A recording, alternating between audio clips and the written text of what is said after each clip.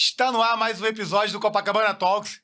E hoje a gente trouxe uma fera da política carioca, um cara que está engajando demais ali nas redes sociais, o vereador da cidade do Rio de Janeiro, Rafael Sattier, com 13 mil votos, né, que foi as eleições... 12 mais 1 mil, né? 12, não, 13. Então... 12 mais 1 mil. 13 não, né? Sattier, muito obrigado por você ter vindo aqui, cara. É um prazer enorme. A gente ficou muito feliz quando conseguiu. Prazer é meu. Você tá aqui. E só antes de se apresentar, Sattier, Leonardo, você tem um recado pro povo aí? Recadinho de sempre. Você que tá nos assistindo, por favor, dá aquela moral pra gente. Curte aí o vídeo, compartilha com seus amigos, deixa um comentário aí, que vai ajudar bastante a gente. Fico muito agradecido de coração. Tamo junto, obrigado. É isso. Sattier, pra quem não te conhece, se apresenta pra aquela câmera ali. Bora lá. Rafael Silva Ferreira de Lima, né? É o Rafael. Mas Rafael Sattier, porque eu casei com uma mulher maravilhosa, a mulher mais bonita do universo. Senhora Miss Sattier, tem que aumentar o meu score, né? Tem que dar uma aumentada no score, que tu sabe que não é mole, né? E aí eu adotei esse nome porque eu sou músico também, né? Então, na época, eu queria ter uma carreira musical, e aí o músico tem nome artístico, né? O cara tem aí... Essa voz eloquente, então. É, eu gosto, pô.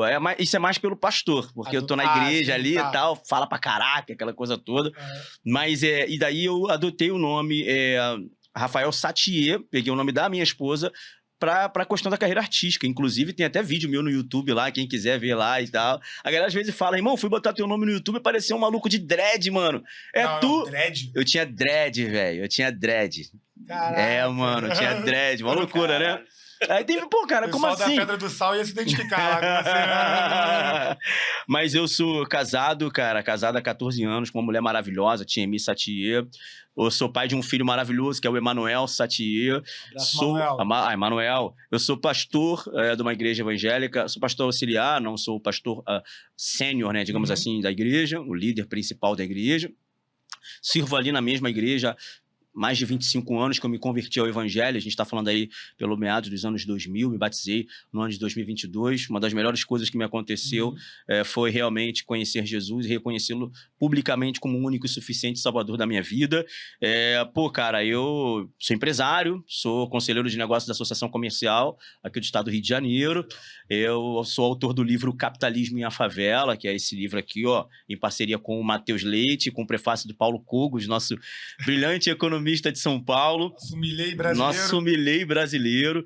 E já venho militando na política aí desde 2013, 13, né? E depois com a aparição do Bolsonaro ali, em 2014, né? O CQC satirizava muito o Bolsonaro ali e ajudou pra caramba. Obrigado aí, Marcelo Tais, obrigado pra quem tentou cancelar aí. E a partir de então eu comecei a entender, me identificar com ele. E eu falei, cara, eu acho que esse assunto de direita e esquerda é um assunto pertinente. Como cidadão, eu preciso me envolver nisso, porque durante muitos anos a igreja, não é que ela foi sequestrada pela espiral do silêncio, mas houve uma coisa que era muito interessante, que as pessoas não se envolviam com política, né? Igreja e religião não se discute. É uma máxima que se existia dentro da igreja. Eu também era vítima dessa máxima, decidi quebrar essa espiral do silêncio, estudar, entender, me identificar como direita, porque geralmente o cristão, naturalmente, ele já é conservador, por razões óbvias. O cristão ele já é a favor da vida, ele é a favor da não relativização da propriedade privada, ele é a favor da meritocracia, ele é a favor, ele é contra as drogas e uma série de coisas que já fazem parte meio de que uma pauta da direita. Eu não estou dizendo que o cristão efetivamente ele tem que ser de direita, mas ele é conservador e por sua vez ele acaba sendo assim de direita. E daí eu comecei a estudar os autores, Olavo de Carvalho, estudar bastante, inclusive esse aqui que é o Thomas Sowell. Isso aqui para mim é o ícone da parada. E bom, no ano de 2024, eu já estava com uma imagem muito bem consolidada em razão dos meus vídeos, eu produzia conteúdo ali, falando algumas coisas e tudo mais. Né, que você falou. Eu comecei em 14 a participar das manifestações de rua. Já produzi conteúdo ou não? Não. Só participava das manifestações. Eu, sei lá, eu tinha um pouco de medo. Eu só fui começar a perder o medo em 2019. 2019 eu comecei a produzir conteúdo, porque eu já era pastor, então tinha medo dessa coisa de política e religião não se mistura, a galera me bater na internet, tinha um pouco de medo disso. Depois eu fui pra frente, a galera me viu na rua, comecei a falar pela primeira vez contra o Wilson Witzel, na escadaria da Lerge ali, manifestando contra ele. A galera, cara, tu fala bem, eu acho que você é um cara que, pô, tu tem futuro. Aí na manifestação me deram o microfone, falei, aquela coisa toda, e fui produzindo conteúdo, virou. Eu realmente tive uma imagem muito bem consolidada na cidade do Rio de Janeiro, até que no ano passado, 2024, processo eleitoral municipal, eu decidi colocar o meu nome para disputar ali, mediante também muita insistência da população, a galera pedindo, e aprove ao Senhor aí, eu não posso acreditar a outra pessoa, senão a pessoa de Deus, a pessoa do Espírito Santo, e a gente foi exitoso nessa última eleição. Foram 13.582 votos, e hoje Rafael Satia também é vereador da cidade do Rio de Janeiro, a segunda cidade do Brasil em pontos econômicos, e a primeira cidade do Brasil em beleza, cultura e tudo mais. Bora pra cima. Pô, não, muito legal. Deixa eu tirar uma dúvida. Nessa sua trajetória, qual foi quando que você começou a se ver como político? E vamos lá, qual foi essa virada de chave? Qual foi esse estalo que você deu? E como é que e o que te motivou a ser político? Se foi a questão simplesmente de um desejo por mudança ou se foi a insatisfação com os políticos atuais? Bom, cara, ela começa com uma insatisfação, mas não necessariamente com os políticos atuais. Por quê? Eu tinha uma agência de publicidade. Olha só como é que começa meu primeiro contato com um político mesmo ali eleito, né, de mandato. Eu tinha uma agência de publicidade e surgiu a oportunidade de fazer um filme para um político, para um candidato. Pô, eu achei maneiro, achei da hora, pô, legal, a gente iria se envolver nesse tema, que é um tema muito bacana e tudo mais, a gente entendeu o perfil do candidato, e aí a gente, pô, chegou lá e cobrou um valor.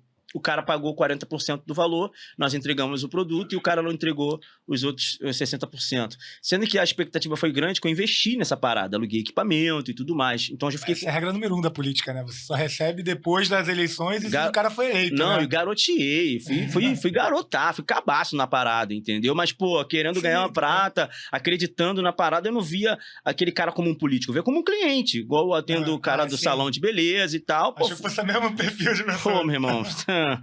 Comecei assim. Cara, a parada foi tão profunda que eu quebrei. Tipo, a parada se desfez mesmo. Eu tinha uma agência chamada Satie DR2. Tá, tem site dela, tá no ar e tal. Eu tô até agora voltando com esse projeto de agência, mas agora é uma outra vibe, né? Que agora eu tô só com políticos. E agora eu já sou um player político, já entendi como é que funciona o game. E aí eu também não dou mole pra essa vibe. Então, assim, o maior produto da agência sou eu, porque a galera gosta muito da minha maneira de comunicar. Então eu sou o próprio case da parada, né? E aí eu quebrei. Cara, eu fiquei com R$1.600 no bolso, mano. E eu com um filho recém-nascido, uma esposa, cara, o que vai acontecer e tal. A agência funcionava na minha casa, entendeu? E aí eu abri com uma parceiro meu, né, que foi um cliente meu, né, ele tinha um trailer de lanche, eu fiz o cardápio dele, ele, cara, tá muito bom de marketing e tal, aquela coisa, seria muito legal trabalhar comigo. Sempre falava e tal, aí eu falei, cara, chegou a hora, tô com uma prata aqui, aí ele, bora, o que tem aí? Botei, ficamos trabalhando juntos no trailer, cara, vendendo hambúrguer. Na rua da minha casa, da minha igreja e tal. E aí, pô, a gente teve um problema de sociedade, desfez a sociedade, ele foi com o trailer para outro lugar e eu continuei trabalhando no mesmo ponto com uma outra barraca e recomecei. Como eu já tinha essa expertise do marketing e tudo mais, a gente conseguiu fazer uma barraquinha de lanches velha se transformar numa loja com capital de 150 mil de investido em obra, parada monstruosa. Geral falava assim, pô, mano, parece que a gente tá na Barra da Tijuca, parece que a gente tá na Tijuca, porque a gente fez uma parada absurda. O nome da loja era Delicious. Tem até o Delicious, tem um Instagram, Delicious021. Inclusive, eu tô reabrindo. Eu tinha uma loja no Jacaré, na favela. Essa loja ficava no Jacaré? Não, essa loja ficava no Engenho Novo, mas a gente cresceu tanto que eu fiquei com 3 lojas. Uma no Engenho Novo e 2 no Jacaré. Legal. Mas aí eu quebrei também. E aí eu quebrei e ia começar da minha loja principal do Engenho Novo. Por quê? Insegurança. E aí a pergunta é essa. Por que você entrou na política? Insegurança. Pô, mano, a loja foi roubada 3 vezes. Caraca. 3 vezes. Beleza. Prática de Zona Norte, a loja ser roubada ou alguém te assaltar, sei lá, tá por osmose já, né? A parada, normal. Os indicadores são péssimos, né? E aí depois, a loja foi arrombada 2 vezes. Cara, você ser assaltado é uma coisa, você ter sua loja arrombada é uma devassa por completo. Tipo, cheguei na loja, não tinha televisão, velho. Tava sem televisão, tava... Mano, absurdo. Os caras pegaram queijo dentro da geladeira. Então, assim, parada absurda. E isso, óbvio, que é fruto da insegurança. Pra eu ter a polícia naquela ocasião ali, na ronda, eu tinha que dar um lanche pros caras. Não que os caras me exigiam, coisa do tipo. Mas era uma estratégia. Ué, irmão, passa aqui pra fazer um lanche aqui. É o tempo que o cara tá ali, giroflex ligado, lanchando e tal. Já fala pro cara da cozinha, ó, demora pra fazer esse lanche aí pelo menos 1 hora, pra eles ficarem aí. Aquela coisa, a política da boa vizinhança. Isso, eu falei, cara, veja, eu perdi meu primeiro negócio por causa de um político. E o meu segundo negócio por causa de insegurança, que é resultado de uma má política pública. Sim. De segurança pública. Perfeito. A polícia sucateada, pouca viatura, pouco armamento, a sensação de insegurança. Logo, os clientes decidiram não ir no meu negócio para não correr o risco de, pô, sofrer um assalto. As nossas vendas caíram. Eu não estou dizendo, obviamente, que também eu fechei uma loja por causa do Estado. Óbvio que você tem uma série de fatores, né? Sim, claro. A venda baixou, uma série de... O faturamento caiu. Tudo isso em razão, em decorrência da insegurança. E eu falei, cara, a vida do ser humano, ela é, pelo menos aqui no Brasil, ela é gerida por fatores políticos. Sim. Entendeu? A gente não vive, por exemplo, num país como os Estados Unidos, por exemplo, que independente de quem for o presidente, irmão, você tem livre mercado para investir, você pode ser o que você quiser, você pode abrir seu negócio, você pode... Não, você tem várias possibilidades. Pelo funcionalismo público, pelo empreendedorismo, pelo mercado, pela meritocracia, por tudo. O Brasil não. O Brasil é um país, infelizmente, eu digo isso com muita tristeza, é que a saúde financeira da população, sobretudo população de classe média, baixa e população baixa, ela está totalmente ligada à gestão pública, irmão. Se o governo está bem, essas pessoas estão comendo bem. Se o governo está mal, essas pessoas estão comendo mal. É um pouco disso. Não tem autonomia, né? Não tem autonomia. Então, eu acabei sendo fruto disso. E isso me fez... Falei, cara, você não tem como mudar se você não fizer parte do processo de mudança.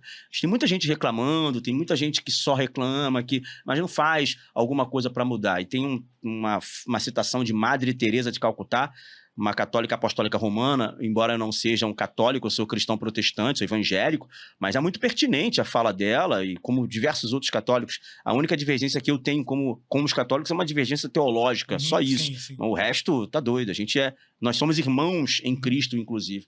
Ela disse o seguinte, quer salvar o mundo, vai para sua casa e ama a sua família. Então não tem como você querer resolver um problema se você não resolve da sua própria casa. Não tem como você dizer que o Brasil tá ruim, tá uma porcaria, se você também não é um agente de mudança. Sim. Então, decidi... E nesse momento, óbvio, eu não decidi, eu fechei minha loja no 15 de janeiro de 2019. Eu sei a data porque foi um momento muito marcante. 2020, que foi já na pandemia, foi uma das piores fases financeiras da minha família, mano. Eu não tinha dinheiro para pagar passagem, eu botava meu filho nas costas para ir para a igreja. Minha luz foi cortada 3 vezes em 1 ano. Assim, parada tenebrosa. Sim, o filho fala assim, pô, tá sem luz? Tem que inventar alguma desculpa pro filho ali. Não, tá ventando muito, tu não sei o quê. Pô, mas a casa do Pedro tem luz. No apartamento de baixo, como é que tu fala? Aí como é que tu... Então, assim, e eu não digo isso pra vitimizar, porque problema todo mundo tem. Sim. Todo mundo tem dificuldade, passa por dificuldade na vida. Até brinquei com teu sobrenome e tal. O cara da aristocracia. Mas, assim, todo mundo... Hoje a esquerda, ela cria um certo discurso de que quem tem muito dinheiro tem porque roubou, porque gerou dano em alguma pessoa. Não, cara. A galera se sacrificou. Se é de herança, que bom. Porque os seus pais deixou uma herança para você de muito trabalho e dedicação. Então, eu decidi ali entrar para entender como é que funcionava a política. Nesse meio tempo, estava já havendo aquela convulsão social, aquela coisa toda, eleição do Bolsonaro, fiz a campanha ali na rua, ajudando. E eu decidi fazer parte dessa engrenagem, né, cara? Sei lá, vamos dizer que eu começo em 2014, 10 anos depois, em 2024, eu lanço a primeira candidatura. Eu nunca fui esse cara de, vou lançar candidatura, vou lançar candidatura, vou lançar. Na primeira tu já foi eleito, né? Na primeira foi eleito, mas não é... Foi um processo de construção involuntário. Mas você já conseguiu ser eleito na primeira. Perfeito. Foi um trabalho ótimo, né? Na hora que você foi avançar, você foi lá e... mas foram 10 anos ali de trabalho, de lançando sementes, mas é isso, mas é diferente. Quando ele decidiu ir, isso. Tem muita gente aí, cara. Qual que é a carreira do cara do Rio de Janeiro na política? Ele vai ser assessor de algum político, vai ficar ali daquele político a vida inteira, sendo assessor, fazendo alguma coisa, e em algum momento... ele vai ganhar algum cargo de indicação e aí vai tentar estruturar para ver a campanha dele, vai vir uma, vai vir 2, vai vir 3 e vai ficar nisso. Assim. Ele conseguiu um trabalho muito bem feito muito de 10 louco. anos, né? Consegui ver, parabéns. Posso fazer uma pergunta agora? Claro. O que te chocou quando entrou lá dentro da Câmara de Vereadores? Cara, O que você viu na Câmara de Vereadores? Qual foram as suas impressões? Bom, assim, quem vem da internet, que é o meu caso, e por essa razão eu não precisei passar por todo esse processo, que geralmente o processo para você se tornar um político hoje, tradicionalmente falando, é o que você muito bem disse aí. O cara, ele tem uma vocação, ele é popular na região dele, e aí o político que já tem um mandato olha para aquilo e fala assim, pô, você pode ser uma liderança minha nessa região. Esse cara cresce, porque ele é uma liderança, ele acaba sendo nomeado e tal, ele começa a ter acesso à estrutura de poder, o asfalto, a poda de árvore, a iluminação, ele vira aquela referência do bairro, ele cresce muito com isso, e o político que o introduziu na política fala assim, cara, tem espaço para você ser um candidato agora. Nessa hora, né? Isso, aí ele tenta 1, 2, 3 vezes e não consegue, às vezes tenta de primeira também e tal. Eu não vim por isso, eu vim da internet, eu vim dos textos, eu vim do pensamento crítico da coisa, né? Interessante. Mas a internet é um campo muito complexo, né? Você tem a rede social, cada rede, ela tem a sua identidade. Facebook tá cheio de tiozão, a gente já não usa mais o Facebook. A gente praticamente só bota no Facebook que a gente já publicou no Instagram, né? Não sei vocês, mas eu particularmente, quando eu abro o Facebook, eu vejo fotos antigas minhas. Tem que uma vem publicação na página do Copacabana Talks no Facebook, vai tá parada. Então, mas se você pegar aí assim, 45, 60 a mais, é tudo Facebook. Sim. A gente usa mais o Instagram. O Instagram já é uma parada ali de foto e tal, a gente publica mais os conteúdos lá. E você também tem aí o Twitter, né, cara? O Twitter eu chamo de cracolândia da política, que é o ambiente mais sinistro que tem, mano. Vagabundo no Twitter fala que vai me matar, ali é sinistro. Me chama de capitão do mato, manda voltar pra senzala. Ali é pesado. E só esquerdista, tá? Sim. É a democracia do seu bem, pro seu bem. É o racismo do bem, né? E ali, bom, eu vim dessa coisa da política. Então, como da rede social. Como na rede social é um ambiente, às vezes, hostil, de, pô, ataque, contra-ataque, aquela coisa toda, a porrada come ali nos comentários, um fazendo vídeo do outro. A galera acha que quando você vai entrar dentro da Câmara Municipal, e aí já começa a responder a tua pergunta, vai ser essa parada. Não, mano, agora, meu irmão, vou encontrar com o Lionel de esquerda ali, a porrada vai comer, vou partir pra cima dele. A vontade até que dá, tá, Lionel? A vontade é essa, tá? Brincadeira, irmão. Mas não é isso, entendeu? O cara é do PT, o cara defende as ideias dele, que eu acho ridículo as ideias que ele defende, assim como ele acha ridículo as ideias que eu defendo, mas isso não significa que eu tenho que tê-lo como inimigo. Ele é um adversário meu. Então, quando você entra na Câmara, e eu entrei com esse ímpeto, abro meu coração aqui, tu entra tipo, caraca, mano, vou pegar pá, é aquela coisa, né? Tudo e não é isso. Tá com a ideia de conflito, né? Aquela ideia de... E não é bem isso. É óbvio que eu sou incisivo e intransigente naquilo que eu defendo. Sim. Eu vou defender com todas as forças o direito à vida desde a sua concepção e vou voar com 4 patas no peito daquele que é a favor do aborto. Isso figuradamente falando, tá, senhoras e senhores? Não vem dizer que eu sou o cara aqui do ódio, nada disso não, tá? Mas, se chegar lá, você tem que conversar com as pessoas. Você precisa andar na casa. Você precisa fazer as coisas. Por exemplo, seu projeto de lei para ser aprovado, você precisa do voto da maioria. E aí você tem que, muitas vezes, chegar pro cara e falar, pô, irmão, ó, esse projeto aqui não tem nada ideológico, não é um projeto que versa contra isso que você acredita. Você pode me ajudar a votar? Você tem que pedir pro cara do PT. Você tem que pedir pro cara do PSOL para fazer isso. Entendeu? Então, o que eu mais vi ali na Câmara Municipal, pelo menos nesse primeiro momento que eu cheguei, foi essa pacificação dos discursos e o entendimento pessoal da coisa. Tá. O discurso continua sendo um discurso incisivo. Eu sou um cara muito incisivo nos meus discursos, porém respeitador. Quando, por exemplo, eu cito a Prefeitura do Rio, na pessoa do prefeito da cidade, é senhor prefeito. Eu não chamo o prefeito de vagabundo, eu não nomino o prefeito como alguém que seja ladrão. Acho que são coisas que...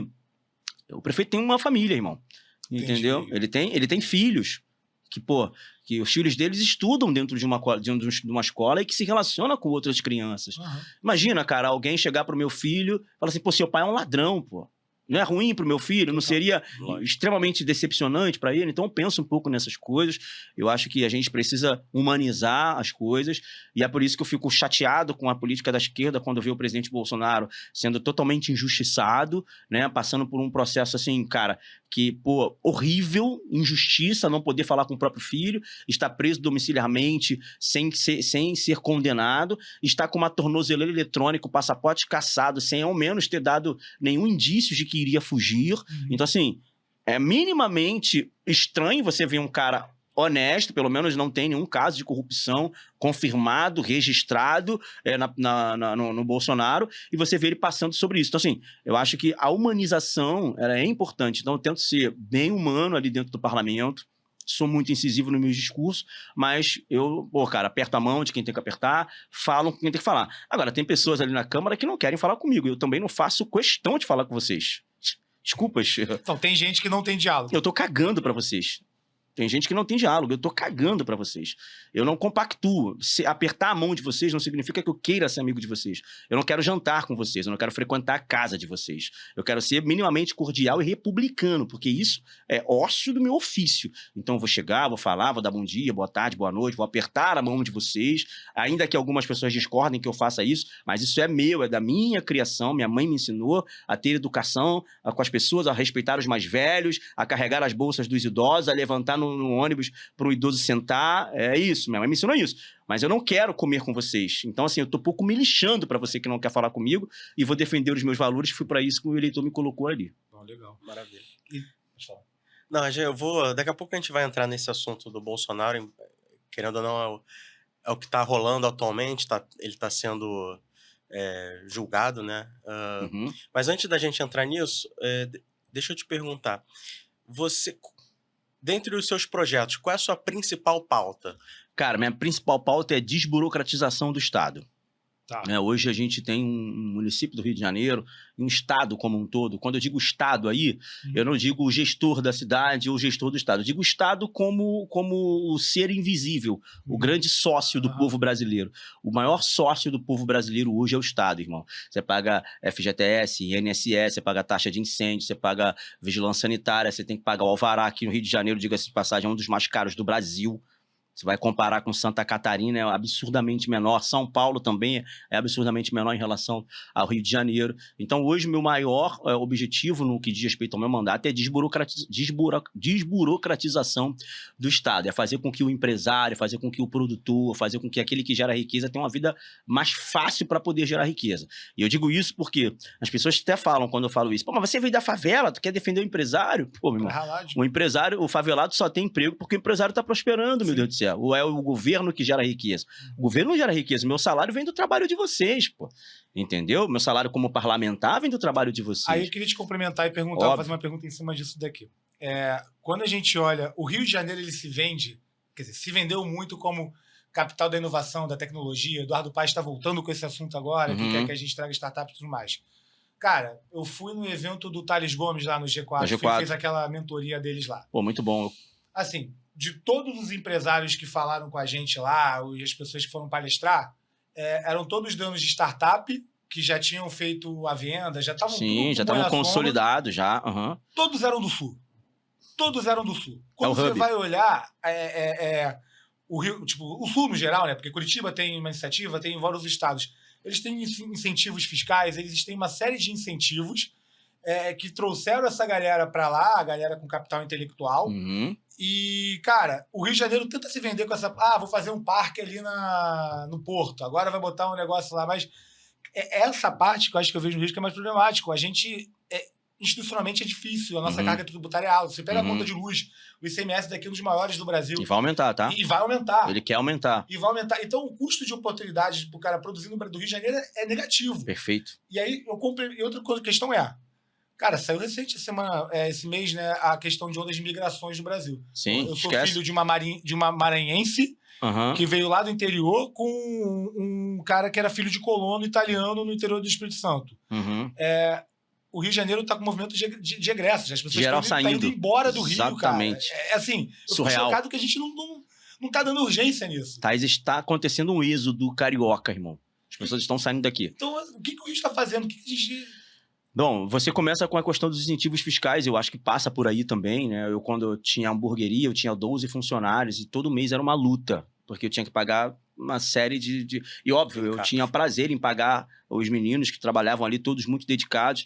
Nunca tive nenhum processo trabalhista nas minhas costas, graças a Deus. Sempre fui grato aos meus funcionários, sempre paguei bem aos meus funcionários, sempre fui aquele cara de que, pô, você tem direito a fazer um lanche, pode fazer mais um, bota mais uma carne. Sempre fui aquele cara generoso. Eu vim do nada, vim da pobreza. Sou nascido e criado, pô, no complexo do Lins, pô. Enfim, comia angu com quiabo, angu com chuchu, angu com salsicha, angu com carne moída, angu com matinho, angu doce.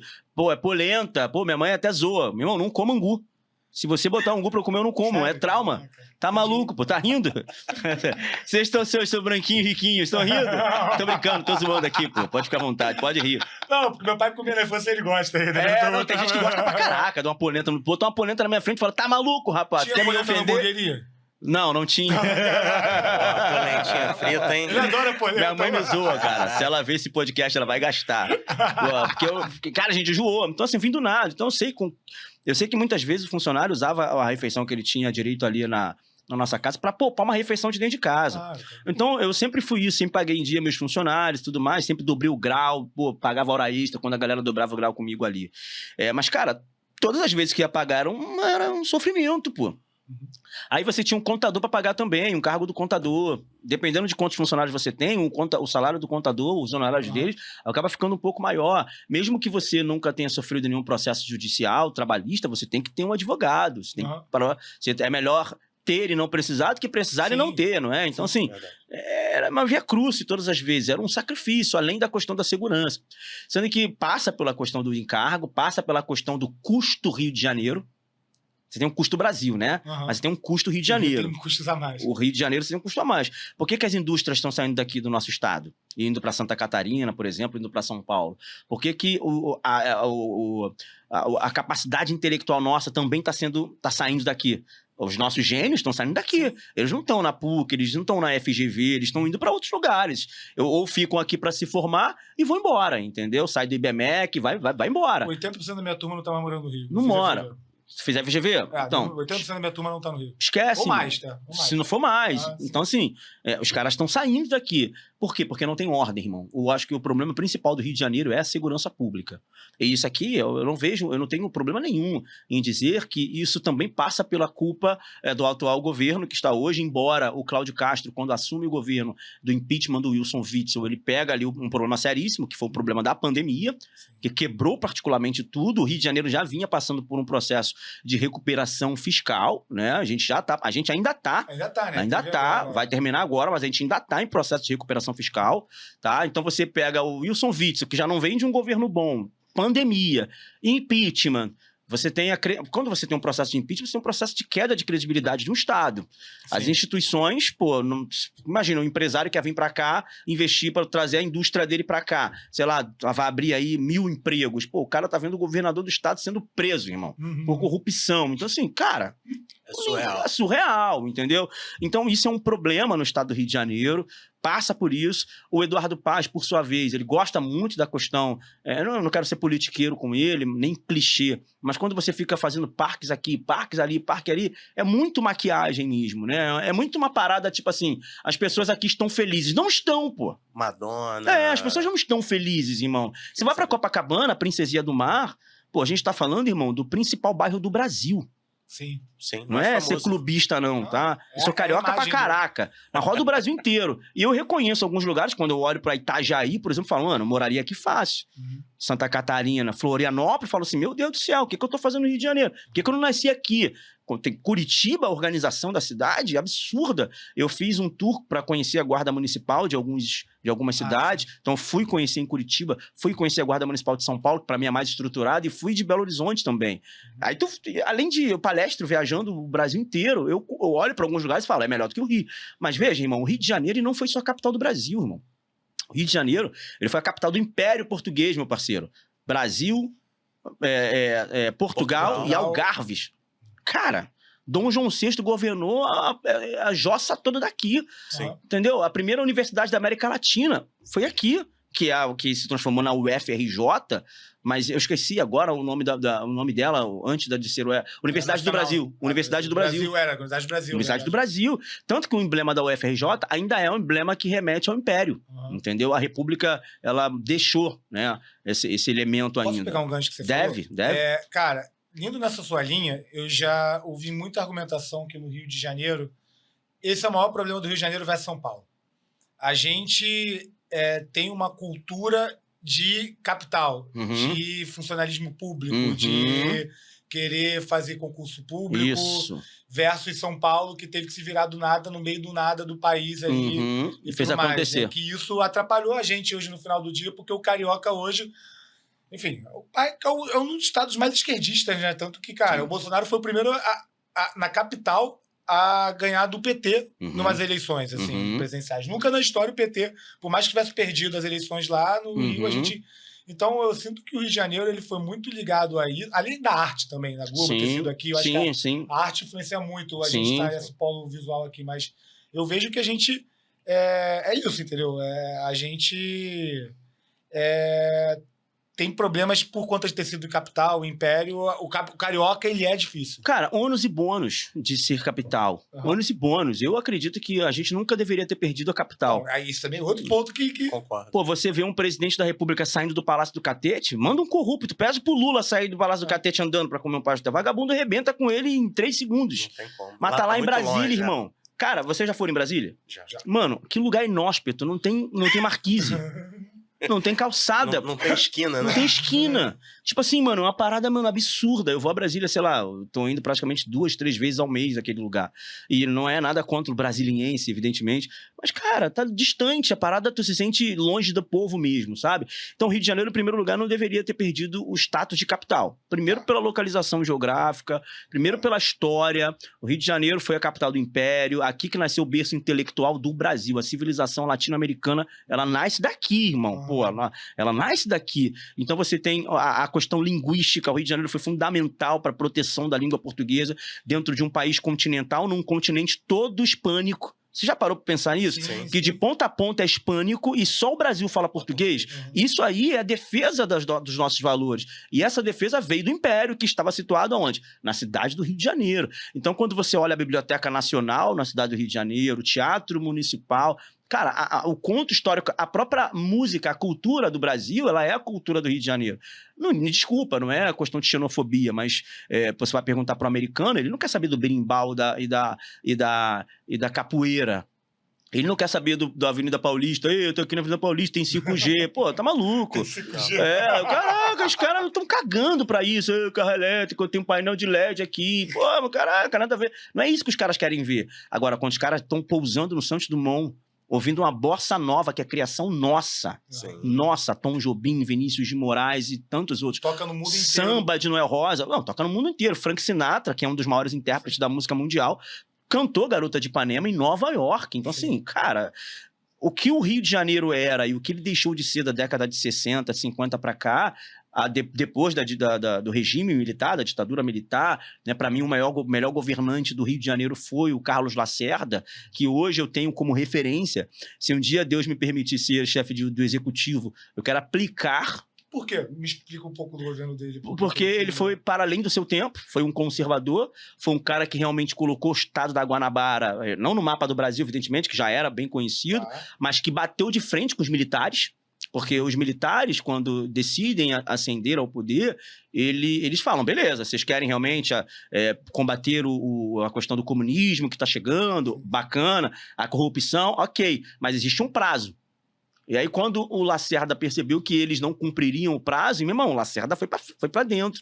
Se você tem uma ideia de linha amarela hoje, ideia de linha vermelha, ideia de mobilidade urbana na cidade do Rio de Janeiro, isso são projetos de Carlos Lacerda, cara.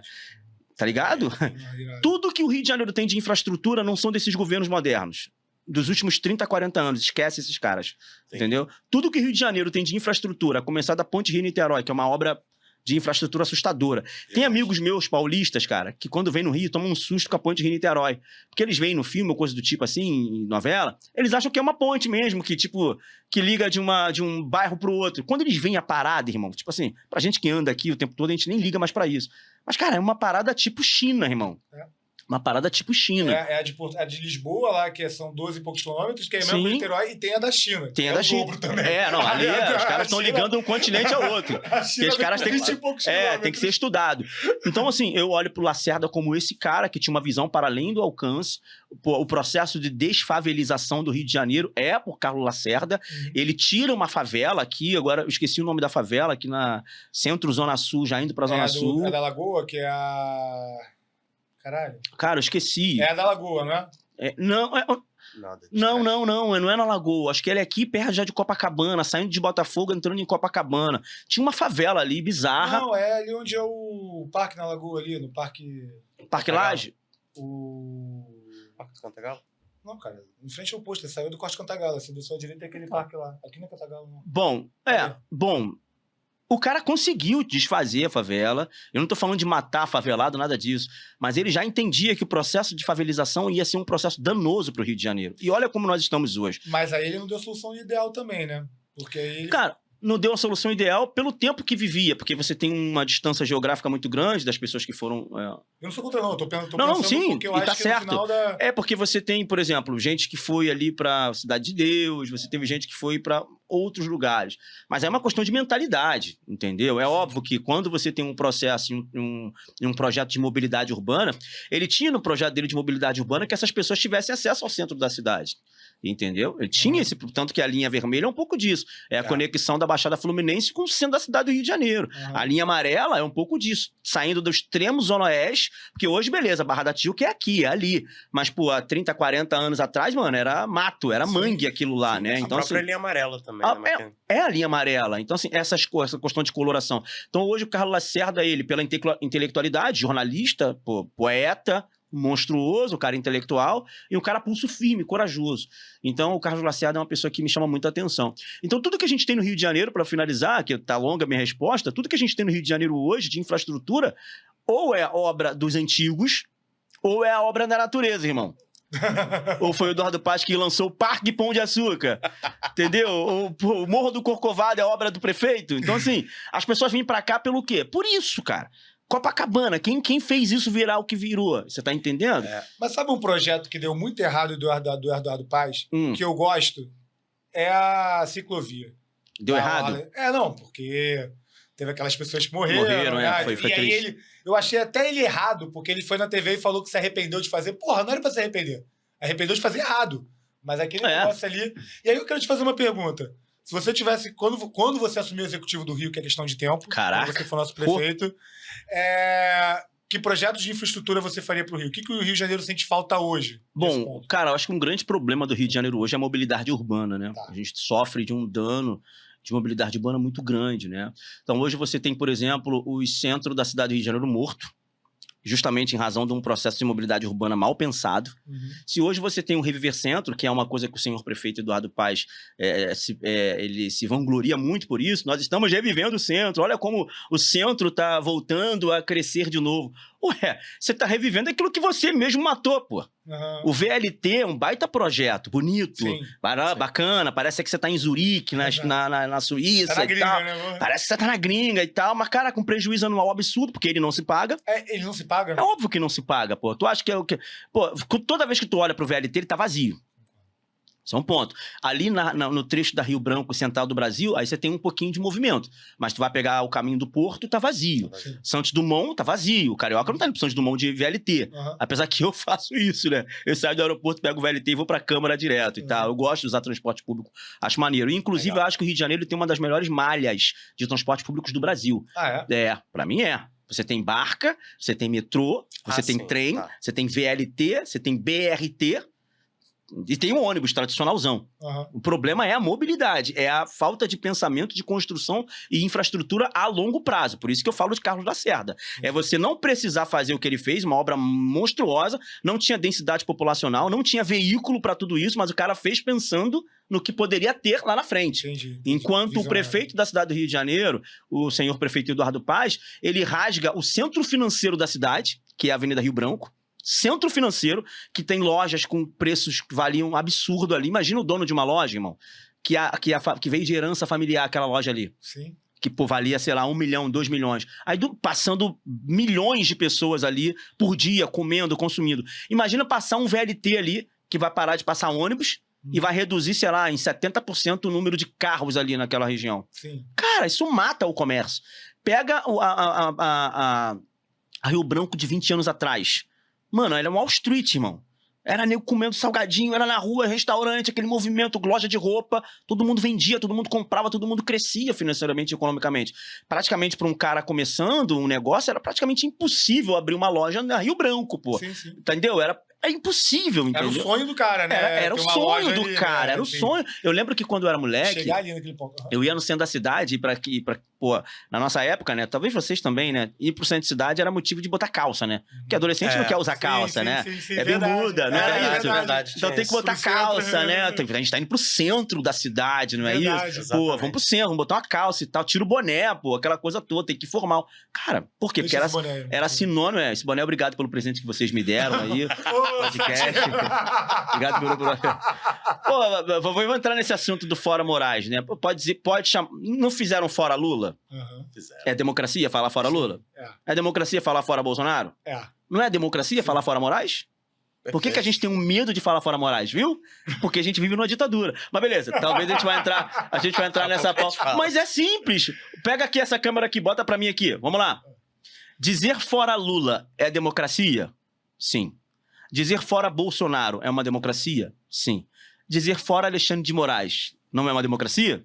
Sim. Por que você tem medo de dizer fora Moraes? Porque nós vivemos numa ditadura.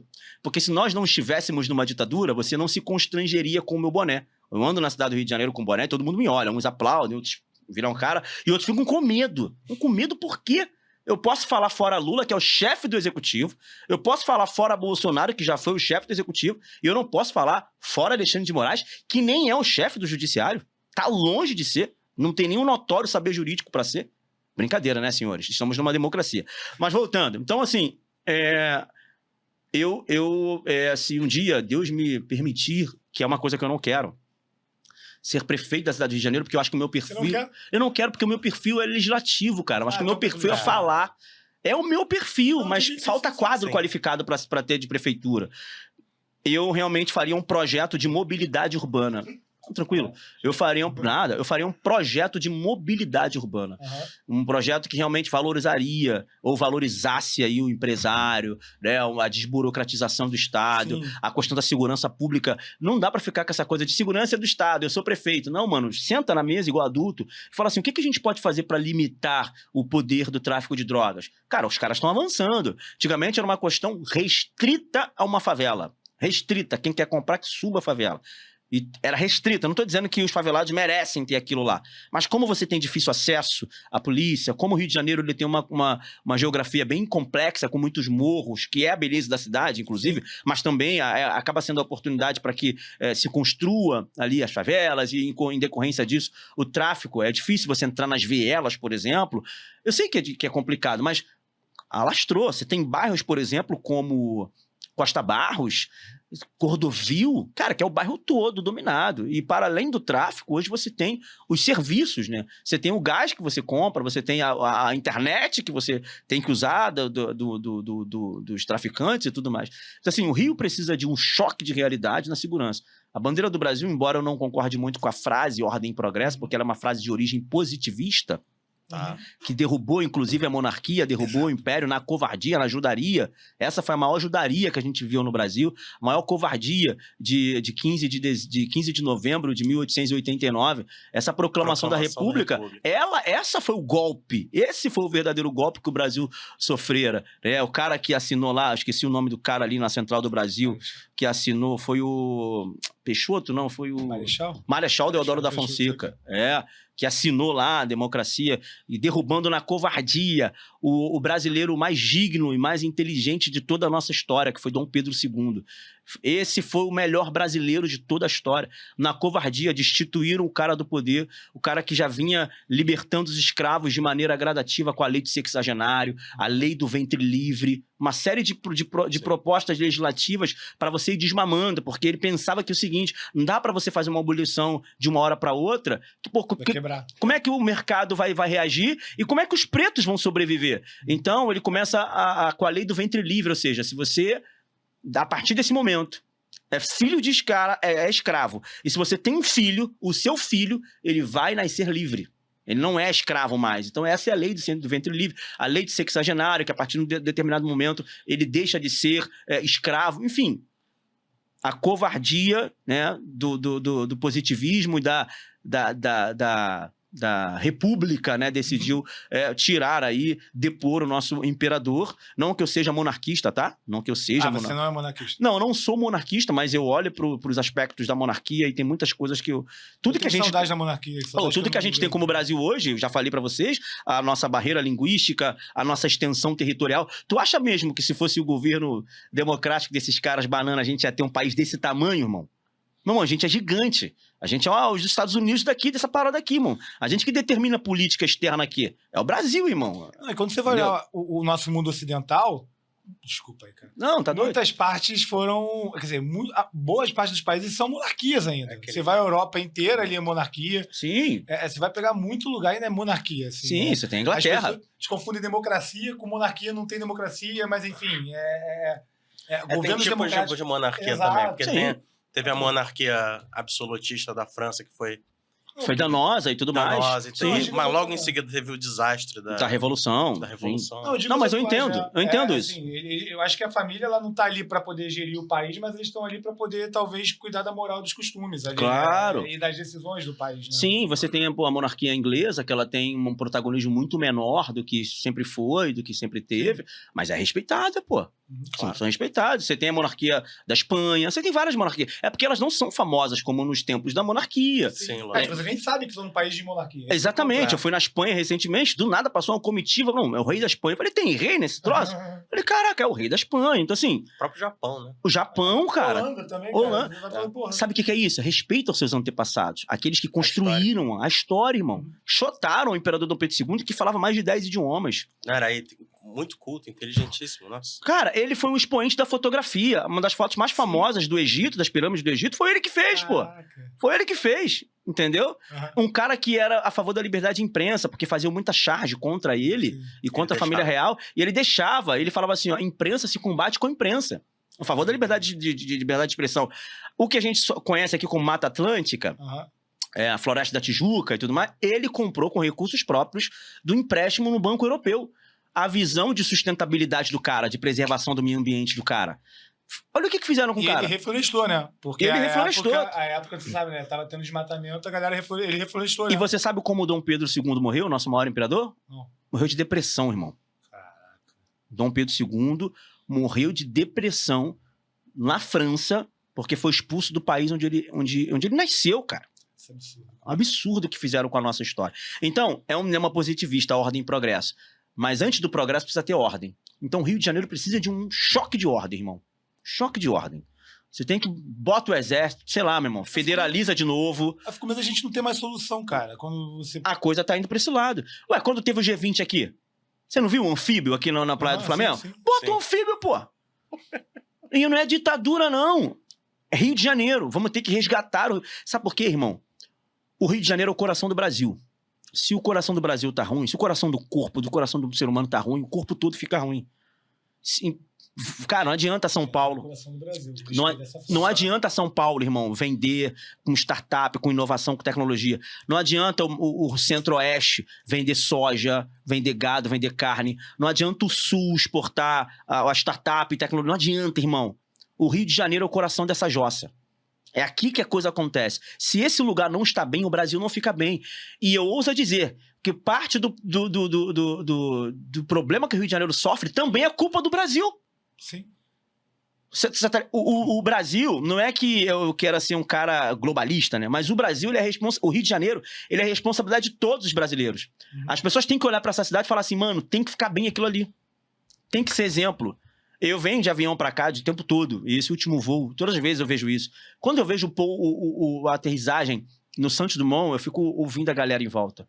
Mano, todo mundo tirando o telefone, irmão. É lindo. Todo mundo tirando o telefone, irmão. E eu sempre filmo também. Eu sempre filmo. Eu também sempre filmo. E tu fala, caraca, olha isso, cara. Por que que isso deu errado, irmão? Por que que isso deu errado? Capital do Império, capital do Brasil, capital da República. Cara, por que que deu errado, o Maurício Meirelles fala, né, que aqui deu errado porque a teoria dele, né, que se fosse... Se aqui não tivesse problema, que seria Mônaco, e não estaria eu, você, ninguém morando aqui. Estaria os bilionários. E aí ia dar errado por conta disso, entendeu? Esquerdista idiota, né? Fogo, né, cara? Meu Deus do céu, caraca. Cara, deixa eu... Vou puxar, não pode passar. Aliás, Parque da Catacumba. Parque da Catacumba. Lembrei. Era isso. Lembrei. Tava vindo cata alguma coisa e não via. O que que favela. É? Favela. Então, deixa eu te perguntar, até falando de favela, e você comentou da desburocratização do Estado, que é uma... Vamos lá, você comentou, não sei se foi antes da gente entrar, que você não é liberalista. Libertário. Não sou libertário, Tá. Mas esse seria um dos conceitos da desburocratização. E aí até pegando... É um conceito liberal, ele não é libertário. Liberal, Pegando o gancho aí de comentar do seu livro, que eu não tive a oportunidade de ler, né? O Capitalismo e a Favela. Aliás, tem uma frase sua, né, atribuída a você que eu gosto... Cara, eu não suporto quando eu vejo alguém falando a favela venceu. Pô, tá maluco. Cara, favela venceu aonde, cara? Cara, o favelado não quer estar na favela, cara. Não quer estar na favela. Assim, até depois vou te perguntar o que você acha dessa glamourização da favela. Eu acho horrível. Já pode responder já ou não, né? Por favor.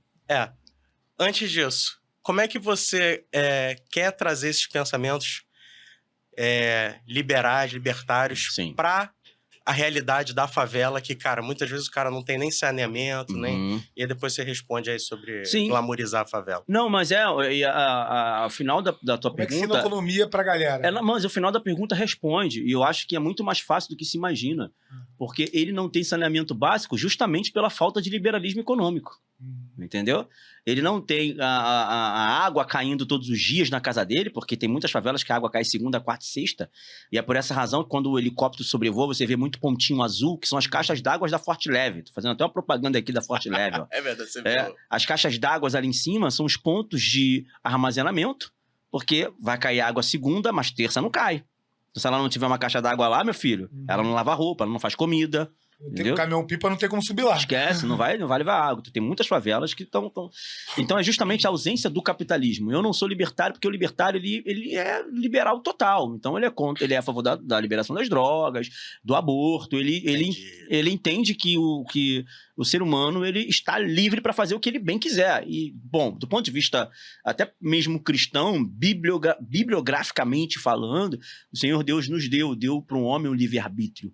Mas ele também deu o senso de responsabilidade, né, onde ele vai ser responsável pelos seus próprios atos. Então, assim, sim, de fato, nós podemos fazer o que a gente quiser, até pular de um prédio sem paraquedas, sendo que o resultado disso vai ser a sua própria morte. É inteligente pular de um prédio Eu não preciso de uma lei para que alguém pule de um prédio ou não pule de um prédio. Então, existem algumas coisas que fazem parte mais da natureza do homem, seja do direito natural, seja no direito político, que ele mesmo, por si só, já não vai fazer porque é danoso para a vida dele. E já o libertário, em alguns momentos, por isso que eu entendo que, antes de falar disso, só para concluir, eu entendo que existem alguns processos naturais que não podem ser evitados, nem mesmo por um Estado. Então, assim, hoje, por exemplo, eu sou contra o aborto, porque ele é danoso. Não é danoso só do ponto de vista espiritual e cristão, ele é danoso do ponto de vista científico. Sim. A mulher ela pode ter sérios problemas de gestação, posteriormente aquilo, problemas invisíveis, que são mais do que a gestação, um problema emocional, porque ela vai ficar ali com o rostinho do bebê, uma série de problemas que ela vai viver. Não esquece. Ela não vai esquecer. Ela lembra a data todo ano. Ela não vai esquecer, é um problema sério. Então, as pessoas não falam disso. Então, por isso que eu digo que eu não sou libertário. Eu posso ser liberal em determinados pontos, sobretudo ponto econômico, mas eu sou um conservador. Mas o conservador, naturalmente, ele também é liberal, porque as pessoas hoje criaram uma dicotomia, né? O liberal é aquele cara que faz tudo, até dá a bunda, né? Não é isso. Não é bem isso, entendeu? Essa liberal, não, cara, não é isso. O conservador, naturalmente, ele já acaba sendo, de certa forma, liberal do ponto de vista econômico. Porque o conservador, ele é a favor da propriedade privada. Sim. E a propriedade privada, hoje, na minha visão, ele é o cerne do liberalismo econômico. Sim. É por isso que Karl Marx, que Engels, que todos os autores da escola de Frankfurt, eles queriam abolir a propriedade privada. Por isso que Karl Marx ele vai dizer que a maneira mais prática de abolir a propriedade privada é com um imposto progressivo. Porque você vai enforcando a população, vai cobrando impostos, até ela já não conseguir pagar e ela, tipo, tudo dela é do governo. Estamos vendo isso em algum lugar? Opa! Tem IPTU aí, a conta de luz, não é? Hoje a sua casa é sua, você comprou a sua casa, financiou, a sua casa não é sua. Vai deixar de pagar o IPTU por 2, 3 anos. O município está querendo agora a COSIP também, a COSIP, que é a iluminação pública. Que é a iluminação pública, sim, que eu tive um embate ferrenho. Inclusive, parabenizo aqui o vereador Pedro Duarte, que é do Partido Novo, meu amigo, que é um vereador muito competente, muito inteligente, tem algumas restrições, justamente os liberais, às vezes, me estressam, inclusive, com algumas coisas. Mas o Pedro não é libertário, não. Não é não. Mas em algumas pautas ideológicas, o Pedro diverge, e tá tudo bem, tá tudo certo, tá tudo tranquilo. Cara, ele fez um estudo técnico absurdo sobre a COSIP. Ele fez? Eu peguei o estudo técnico que ele fez. Ele fez um Rios, né? Eu peguei e falei, mano, parabéns, você me deu muito subsídio informacional pra essa pauta. E lá no dia da reunião técnica, tipo, os caras estavam falando uma história de que não, tem que cobrar taxa de rico pra iluminação pública de produtores, de comércios na Zona Sul. Eu olhei e falei, tem muito comerciante na favela, irmão. Você tá achando que isso não vai influenciar o mercadinho lá, o mercado campeão, o mercado vianense? Ou tu acha que os caras vão comprar no Eu Amo Zona Sul? Entendeu? Tia, eu vendo. Não é só pra você ir na favela, não precisa ir pra lugar mais afastado, não. Eu vendo energia no meu mundo, na minha profissão normal. Pô, que maneiro, hein? Por isso que tá rico, cara. Não, assinatura. Cara, existe na Zona Sul gato. Claro. Você chega numa rua pra vender, lá, cheio de comércio. Tá todo mundo no gato, meu camarada. Tô falando de Zona Sul, porque a gente fala, a Light 60% da energia que a Light produz ou mais se perde, é roubada. Sim, né? roubada. 40% da galera paga a conta, até menos, é 30 e pouco. E paga a conta pelos que roubam, né? Exato, rouba todo mundo. Só que aí a gente pensar, é área dominada pela milícia, cara, tá em todo lugar, cara. O carioca é complicado também, né? Sim. Aqui a gente tem muito esquema, muito... Vou te contar outra história. Uma pessoa que vendia um serviço para o governo há 10, 15 anos atrás. Ele batia na porta de cada governo estadual para vender. E aí, quando ele foi tentar vender no Rio de Janeiro, ele falou a seguinte frase: cara, você chega nos outros estados, você apresenta o seu produto, apresenta as qualidades. No final, que os caras vão vir para poder negociar taxa, pedágio, alguma coisa do tipo. Que é o contrário. Ele chegou aqui no Rio de Janeiro, ele falou que foi o inverso. Doideira. Primeiro a galera quis negociar a taxa, o pedágio, para depois ouvir que ele tinha para oferecer, irmão. Meu Deus. Então assim, muito triste. É triste. E a gente no Rio tem um problema que a gente se acostumou com a calamidade, né, mano? Sim. Tipo, dar um tiro, não, é tiro de aviso. Tipo, não, isso aí não morreu ninguém, não. Isso aí é tiro de aviso. Então, isso é tiro pro alto. Os caras estão... Cara, tu vai em qualquer lugar do Brasil. Até a polícia não anda de fuzil, pô.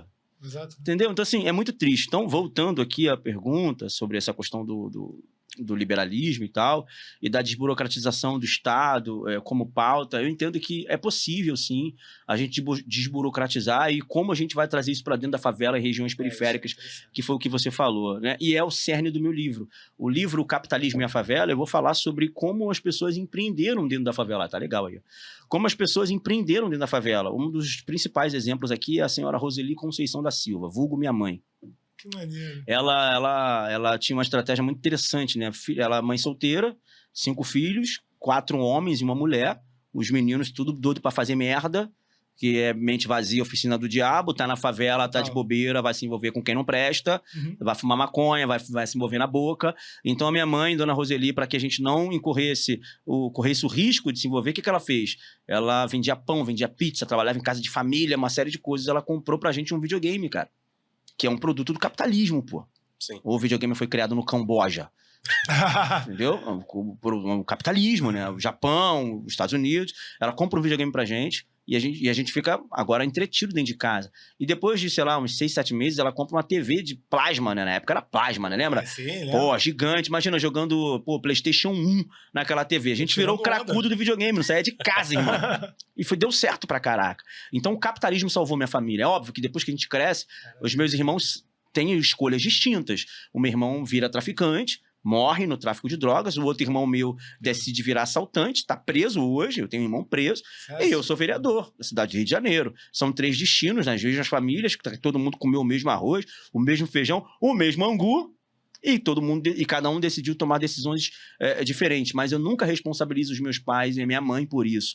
Porque a minha mãe usou o capitalismo, ou seja, o tempo dela de trabalho, para ela dar qualidade de vida pra gente e segurar até onde ela pôde.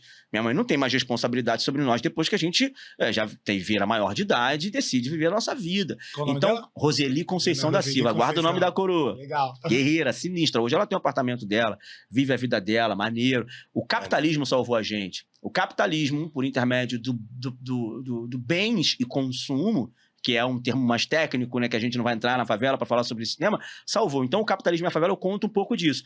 E a cerne do livro é falar que tudo que o favelado tem é fruto dos seus próprios méritos e das suas próprias conquistas. Sim. Favelado, por exemplo, ele tem televisão? Tem, Smart TV. Uhum. Não sei se é o Oruan, né? O Cabelinho. Ele fala, Alexa, ligar o ar da sala, não é isso? Uhum. Ele tem Alexa lá. Ele tem o iPhone 16, o mesmo iPhone que o Jeff Bezos usa. Uhum. O mesmo iPhone que o Elon Musk usa. O cara da favela do Jacaré tem esse telefone. Não é de nota fiscal de caminhão virou, não. Não é nota fiscal. É comprado mesmo, parcelado. Uma casa, mas tem. Favelado tem TV. Favelado tem celular. Favelado tem internet. Tem. Computador. Tem. Tudo que o favelado tem é fruto do capitalismo, irmão. Agora, tudo que o favelado não tem é fruto do Estado. E eu posso te provar. Favelado tem saúde? Não. Favelado tem educação? Não tem, irmão. Entendi o ponto. Favelado tem segurança? Não tem. Favelado tem saneamento básico? O rato tá passando lá, irmão. Não tem. Tudo isso que eu disse não é uma prerrogativa do Estado? Entregar saúde, entregar educação, sim. Entregar segurança, entregar saneamento básico. Então a favela é muito mais capitalista do que estadista ou socialista. Você tá ligado? Uhum. Ela é capitalista. O MC Pose tá cantando com o quê? Tá cantando com cordão de ouro. Sim. Com uma camisa da Lacoste. Uhum. E um boné da Bloomberry, sei lá, nem sei como é que pronuncia essas marcas, Balenciaga e tudo mais. Por quê? São produtos do capitalismo. É o Nike, é a Adidas, é isso. A favela é capitalista. É óbvio que eles não entendem os fundamentos teóricos de Adam Smith, de as 6 lições de Mises. As 6 lições de Ludwig von Mises, que escreveu ali em Buenos Aires, na Universidade de Buenos Aires. Pô, não é isso. Beleza, dá pra gente falar um pouco. Que tem, tá? Tem aqui citações de Rothbard, tem citações de Ludwig von Mises, tem citações desse aqui, que pra mim é o cara da economia, Thomas Sowell, da economia e também da questão ideológica, também é muito monstro. Então, eu falo aqui com uma linguagem muito simples, né, muito leve, para que o favelado queira ler. E eu não romantizo, mano. E é por isso que eu criei a frase. A frase é minha mesmo, né? A frase é minha. A Ludmilla, o Emicida, o Mano Brown, esses caras ficam gritando aos 4 cantos. A favela venceu. A favela venceu. Que venceu, mano? Tem esgoto a céu aberto. Que venceu, irmão? Tem rato passando, irmão. Que venceu, sai 6 horas da manhã, às vezes tu encontra um maluco lá, com um tiro na cara lá, esperando o rabecão chegar, pô. Cara, uma das funcionárias mais queridas que a gente tinha lá na FGV, trabalhava lá, ficou amiga dos nossos alunos, ficou servindo a gente ainda. Ela faleceu de tuberculose morando na Rocinha. Rocinha tem um problema de tuberculose ainda, cara. Tem. Morreu tem 2 semanas. E o filho é vagabundo, tá preso. Tem. Tipo, olha só a vida da mulher, sabe? Entendeu? Mano, isso é bizarro, irmão. A riqueza não é pra todos. Isso é fato, desde que o mundo é mundo. Uhum. A riqueza não é pra todos. Uhum. Eu não tenho obrigação de ser um Jeff Bezos da vida. Eu não vou ser bilionário, irmão. Tá tudo bem. Mas a dignidade humana é para todos. Entendeu? E hoje a favela falta dignidade humana dentro da favela. Então hoje, isso só vai ser resolvido, cara, quando o Brasil virar um país realmente capitalista. Porque a esquerda, ela ousa dizer que a favela é fruto do capitalismo. É bizarro isso. Se não fosse o capitalismo, ia ser insalubridade total. Ia ser tipo, mano, Guiné-Bissau, Camboja. Sim. Ia ser aquelas vilas. Tipo, Singapura, por exemplo, era uma vila de pescadores. Sim. O capitalismo que levou a Coreia, quando a Coreia do Sul, ela era a parte mais pobre, menos desenvolvida. A Coreia do Norte era mais desenvolvida. Quando tem a cisão política e tudo mais. Cara, quando a Coreia do Sul abre o mercado, o país pro capital... Cara, eles dão um boom. Hoje a Coreia do Sul ela é um país que tem a maior concentração de cirurgia estética do mundo. Porque, sei lá, os caras estão super na moda, descobriram que os caras são bonitos agora, né? Sempre tem um sul-coreano agora, dorama. E os caras são bonitos, são tudo metrosexual, nariz perfeito, olho perfeito. E ali é a maior concentração de cirurgia. Pra mim, gente. Não, absurdo. A minha esposa assiste essas paradas de dorama. Os caras são pinta. Tu fala assim, os caras são bonitões. E agora as minas aqui no Rio, todo mundo se apaixonando por japonês. Falei, onde aconteceu? Os negão perderam no lugar, meu irmão. Agora que os negão chegaram no pódio, vai perder pro japonês, cara. Caraca, tá todo mundo perdendo agora pra japonês. Por quê? Por causa disso. Se você... cara é coreano. É, coreano. É porque tudo se parece ali, né? Coreano e tal. Oriental, pronto, oriental. Mas se você pega o exemplo, por exemplo, da China. Agora tem muito influenciador indo pra China falar. A China não é socialista, não é comunista. Cara, eu vejo isso direto. Eu moro aqui, eu sei a realidade. O governo chinês paga algumas pessoas, não são todas, mas pagam algumas pessoas pra fazer esse tipo de propaganda. Mas isso é hoje a guerra da informação. Lá em Gaza, você não vê influenciador em Gaza, pô, sim, que o Israel denunciou como Bollywood agora, Gazawood, alguma coisa assim. Porque eles criam conteúdos tipo de guerra, mas os caras usam maquiagem, tem todo um estúdio pra produção daquilo ali. Bom, não tô falando a favor ou contra, mas eu sou a favor de Israel. Eu sou muito bem definido nesse sentido, tá? E não quero constranger vocês ou quem tá assistindo, mas eu sou a favor de Israel. E não sou contra Gaza, eu sou contra os terroristas malditos, ratos do Hamas, tá? É isso que eu sou contra. A faixa de Gaza é uma extensão territorial, ela não é um povo, tá? O povo é o povo palestino, tá? Que tá ali na Palestina, que mora naquela região, tá? Então, assim, uma coisa é o povo palestino, outra coisa são os malditos terroristas do Hamas, que dominam politicamente aquela região. Eu sou contra o Hamas e quero que todos eles queimem no fogo do inferno. Porque não faz sentido você condenar o seu próprio povo à escravidão. Os donativos chegam da Organização das Nações Unidas e eles sequestram. Sim. Eles sequestram. Quem ousar denunciar perde a cabeça. Entendeu? Então não venha com essa parada, não. Então é isso, cara. A favela pode, irmão. E a favela já é um hub econômico absurdo, tá? Na Rocinha tem vários negócios, no Jacaré tem vários negócios. Sim, pô, meu irmão, por que eu tô abrindo uma hamburgueria? Eu conheço gente da pista que tá abrindo um negócio. Por que eu tô abrindo uma hamburgueria de novo no Jacaré? E por que os negócios na favela acabam funcionando também? Porque você tem uma taxa, uma carga tributária muito menor. Sim. Ah, Satinha, então você é a favor da sonegação de imposto? Bom, é genial isso, né? Aí eu até concordo com um pouco dos libertários que dizem que imposto é roubo e sonegar é legítima defesa, meu irmão. Peraí, se o Estado não te dá saneamento básico, tem cocô boiando no rio, no valão, do lado da tua rua, tua quadra com cheiro de merda, se o Estado não te dá segurança, se o Estado não te dá educação, tu tem que pagar pra ele PTU? Tu tem que pagar pra ele PTU, uma ova que tem que pagar. Desculpa, governador. Desculpa, prefeito da cidade. Eu sou um político. Mas é inadmissível se cobrar uma taxa de incêndio. Tu quer que a vigilância sanitária vá lá na favela do Jacarezinho ver se a inspeção do rejunte do piso tá certinho? Vai lá. Vai lá pra você ver. Então você tem hoje uma diminuição do acesso ao Estado. E em razão disso, você tem uma carga tributária muito menor. É por isso que a Coca-Cola, que custa R$20 aqui fora, lá custa 10. Ah, mas é produto roubado? Não. É porque a carga tributária é menor.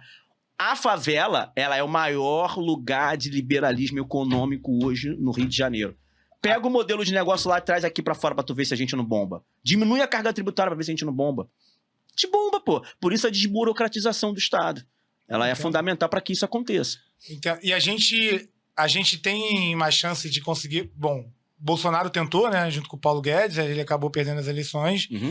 A gente tem chance de, nas próximas eleições, conseguir um ambiente favorável que nem nossos irmãos argentinos estão vivendo hoje? Bom, a gente vive um problema muito complicado hoje, que é a judicialização da política e a politização da justiça. Tá. Isso é muito sério. Isso é um passo para a ditadura, que é o que a gente já vive, tá? As pessoas acham que a ditadura é a ponta do fuzil e a farda. Também. Também, que é como aconteceu em Cuba, como aconteceu na Venezuela e como aconteceu na China também, né? As pessoas sempre, quando falam de farda e ponta de fuzil, falam da ditadura brasileira, né? Ditadura militar. Mas aí bate palma pra China, que é o mesmo modelo. É pólvora, farda, que é o que aconteceu. Bom, tanque passando em cima dos outros. Passando por cima dos outros, naquela praça lá, inclusive, né? E, inclusive, há 3 dias atrás, teve uma reunião com China, Rússia, vários ditadorzinhos, Kim Jong-un, da Coreia do Norte. E quem tava lá, na foto? Aloysio Mercadante. Caralho, não sei se foi o Aloysio Mercadante. Tem que ver. Não é o Aloysio Mercadante, é o nosso chanceler. Não é, perdão. É porque o Aloysio Mercadante estava na Câmara Municipal ontem sendo honrado. Meu Deus do céu. O cara... corrupção pra cima. Estava sendo honrado. Mas a Dilma Rousseff estava nessa foto também.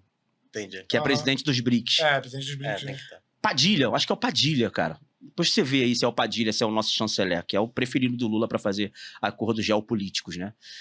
Então, bom. Então você tem essa questão da farda, da coisa. A China, eu perdi onde a gente estava, perdão. Eu perdi.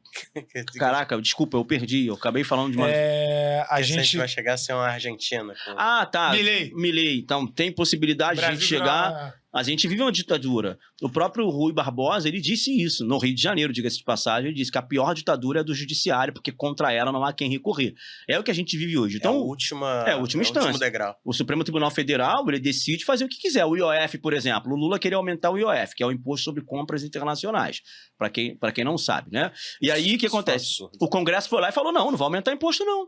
Vai aumentar IOF, não. O Congresso Nacional Soberano foi lá e votou e derrubou essa proposta do governo. O Supremo Tribunal Federal, na pessoa do ministro ditador Alexandre de Moraes, o que fez? Canetou e falou, não, vai aumentar imposto sim. Falei, caraca, mano, um cara sozinho aumentando imposto sobre 200 milhões de habitantes na cara dura e tá tudo bem. Que loucura, irmão. E isso, já saiu estudos essa semana, né, que a arrecadação prevista, por exemplo, com a taxa das brusinhas era de 1 bilhão ou 2 bilhões... E foram arrecadados 300 milhões. Gente. Que, enfim, muito menos. Cara. Fudeu o negócio, entendeu? Curva de Laffer. Pelo amor de Deus. A curva de Laffer, para quem estuda um pouco de conceitos econômicos, vai entender o que eu tô falando. O que é curva de Laffer? Você aumenta a carga tributária para você arrecadar mais sobre a compra de cada produto. O que vai acontecer com isso? As pessoas não vão comprar, porque tá caro, elas vão diminuir, ela vai reduzir o consumo. Então você aumenta o tributo e reduz o consumo, diferente do que Guedes fez. Guedes reduziu o tributo e aumentou o consumo. Traduzindo aqui a grosso modo, cara, ganha na quantidade. É vender para ganhar na quantidade. É barato, você ganha centavos ali, mas você vende milhões de quantidades, você tá ligado? É isso que se precisa. Então, o ambiente no Brasil hoje é muito desfavorável, graças ao Lula. Economicamente estamos em frangalhos, os escândalos de corrupção simplesmente voltou. Não é palavra de coach, mas não adianta você querer ter resultados diferentes com escolhas iguais, resultados iguais. Escolhas diferentes, resultado diferente. Lula roubou no primeiro governo, primeiro mandato, segundo mandato, deixou para Dilma roubar no primeiro mandato e depois no segundo mandato foi impeachmentada. Afastada, destituída das suas funções no ano de 2016. Como é que você vai escolher um cara de novo que fez isso? O escândalo da OAS, da Petrobras, da Eletrobras, escândalo do Mensalão, do Petrolão, da Odebrecht, da JBS. Aí você traz o cara de volta, pum, escândalo do INSS. Roubou. Meu filho, os caras já roubaram tanto lá, roubaram de novo. Sendo que agora a movimentação chega a 90 bilhões, a maior da história, disparado. Cara, pra você ter noção, a questão da Petrobras, pra gente já foi um escândalo, mas ela não alcançou 10 bilhões. Entendi. Que loucura, né? Ela não alcançou 10 bilhões, que já é cifra pra caraca. Já é muita coisa. Já é muita... Mano, a gente tá falando de uma movimentação que chega até 90 bilhões. Indígenas foram aposentados e pegaram empréstimos. Indígenas, cara, tá envolvido. São eles que defendem os indígenas e tudo mais, né? Então, o território tá muito hostil eleitoralmente falando, né? Você não pode falar de urna eletrônica hoje no Brasil. Sim, você não pode falar agora sobre... você é negacionista, você não pode questionar a urna que você é idiota. Nada, O que é uma democracia? É o poder de questionamento. Puxando esse teu gancho, pra gente falar de um assunto que você é muito emblemático, né? Até você é presidente da Câmara dos Direitos Humanos? Não, sou vice-presidente da Comissão de Direitos Humanos e sou presidente da Comissão de Combate ao Comissão Permanente de Combate ao Racismo. Você é presidente da Racismo e vice da Direitos Humanos. Cara, como é que é ser um cara que é preto do Jacarezinho, de direita, na Câmara de Vereadores do Rio de Janeiro? Que, porra, parece até o Jonga com esse cabelo, com esse bonézinho ali, ó. Cara, só faltou um pincelzinho aqui. Mas aí, ó, que parada, como é que é lidar? Porque, cara, complementando, a esquerda, eles acham que a direita é racista. E aí eu quero perguntar, a direita é racista? Acho que tem pontos do mundo da direita ser racista, mas a direita que ela bota como as virtudes, a esquerda como ela bota a dona das virtudes e tudo mais, eu vejo que elas são muito racistas, muito preconceituosas quando elas estão diante do seu opositor, do seu adversário. Como é que é isso daqui? Ainda mais do Rio de Janeiro, porque... Você deve ouvir que, porque você é negro, tem que ser de esquerda, né? O PSOL tá em depressão até hoje com isso, né? Tá. Queria ter te levado, né? Não, o PSOL queria a comissão de combate ao racismo, porque eles sequestram essa pauta. Sim. Aí vai eles o não Lula querem e resolver. solta aquela frase lá do... A esquerda não quer resolver o problema do racismo, nem do identitarismo, nem da pobreza, porque é exatamente isso que o faz permanecer no poder. Entendi. É por isso que eles criam várias outras cisões sociais na luta de classe, que não é mais do proletariado contra a burguesia. Isso aí já foi, isso é Karl Marx. Agora é gay contra hétero, agora é gordo contra magro, agora é desempregado contra empregado, agora é preto contra branco. Quanto mais você divide o tecido social, mais você fomenta a sua narrativa política. Então, se um dia, como Martin Luther King sonhou em ver os seus filhos pretos brincando com filhos de outros irmãos brancos e falando a mesma língua e crescendo, I have a dreams, onde os meus filhos e tal, se isso acontecer, é um desastre para a esquerda, porque ele já não detém mais o poder da narrativa do racismo. Entendi. E ele, já pensando na possibilidade, criou outras diversas correntes, entendeu? Cara, a parada tá tão doida que tem mulher feminista sendo processada pela Erika Hilton, que é uma mulher trans. Eu vi. Caraca, a mulher saiu do Brasil, irmão. A garota tá demais exilada agora. do Brasil. Tu viu A essa mulher história? tá exilada. Exilada. Né? Exilada. Uma feminista exilada porque brigou com a Erika Hilton, que eu tive no Congresso Nacional agora. Cara, ela me viu. Eu estava sentado numa sala de comissões, a convite de uma deputada federal, Cristonieto, e eu sentei na parada, no último banco, quietinho. Ela já estava lá. Quando ela me viu... Sabe quando a pessoa passa por você assim, depois volta? Caraca, mano, eu tremi, mano. Porque ela processa todo mundo. O negócio dela é processar. Né? E óbvio, eu já fiz alguns vídeos com ela, liberdade de expressão, não tô... É porque no vídeo ela fala, tu acha que eu posso ter filho? Não, eu não posso ter filho. Eu falei, uau, graças a Deus, né? Eu fiz... Eu fiquei impressionado com o banho de loja que ela tomou. A Bottega Veneta. Eu nem sabia que essa marca existia. Só fui descobrir essa marca nos Estados Unidos, quando eu vi lá na vitrine uma bolsa R$70 mil, irmão. Parada pequenininha. Eu escondi o olho da minha esposa e falei, nem pense. Você tá maluca. Bom, voltando aqui, né? A esquerda tá com raiva, morde as costas. Não tem jeito. É um preto, de direita, conservador, filho de traficante, filho de mãe solteira. Eu sou todas as minorias. Tem um lugar, só não sou viado. Mas nada contra. Não. Ué, qual o problema, gente? Não, nada contra. Vocês, por exemplo, eu converso com você. Eu tô aqui conversando contigo. Ai, caralho. Eu sou todas as minorias e estou em todos os lugares de fala. O Emicida, o Djonga. Pô, falar que eu me pareço com o Djonga. Não, é que tu meteu esse cavanhaquezinho aqui, botou esse boné, ele bota esse óculos. Se tu tivesse com aquele brinquinho dele aqui, não, né? E esse bigodinho que ele usa também, pô. Não, tô longe de ser o Djonga. Sensação sensacional, fogo nos racistas. O papo do cara, fogo nos racistas. Quem são os racistas? Geralmente os racistas são aqueles que não querem... Olha só, geralmente os racistas são aqueles que querem te manter na senzala ideológica. Aqueles que falam que todos são racistas. Antirracista. Por que é óbvio que eu sou antirracista, pô? É óbvio. Eu preciso de um rótulo? Por que essa galera não falou quando o Lula falou do cara que saiu na foto de publicidade? Sem dente e preto. Não, e mais outras coisas. Por que eles não falam, por exemplo, quando o Lula disse que Pelotas era uma cidade exportadora de viado? Por que não chama o Lula de homofóbico, né? Por que o Lula não é homofóbico quando ele fala das mulheres de grelo duro? Por que não acusa o Lula de agressor de mulher quando ele fala, se vai agredir sua mulher, vai agredir sua mulher em outro lugar, vai agredir a mulher na sua casa, aqui não. Pô, lá pode, né? Lá pode, né?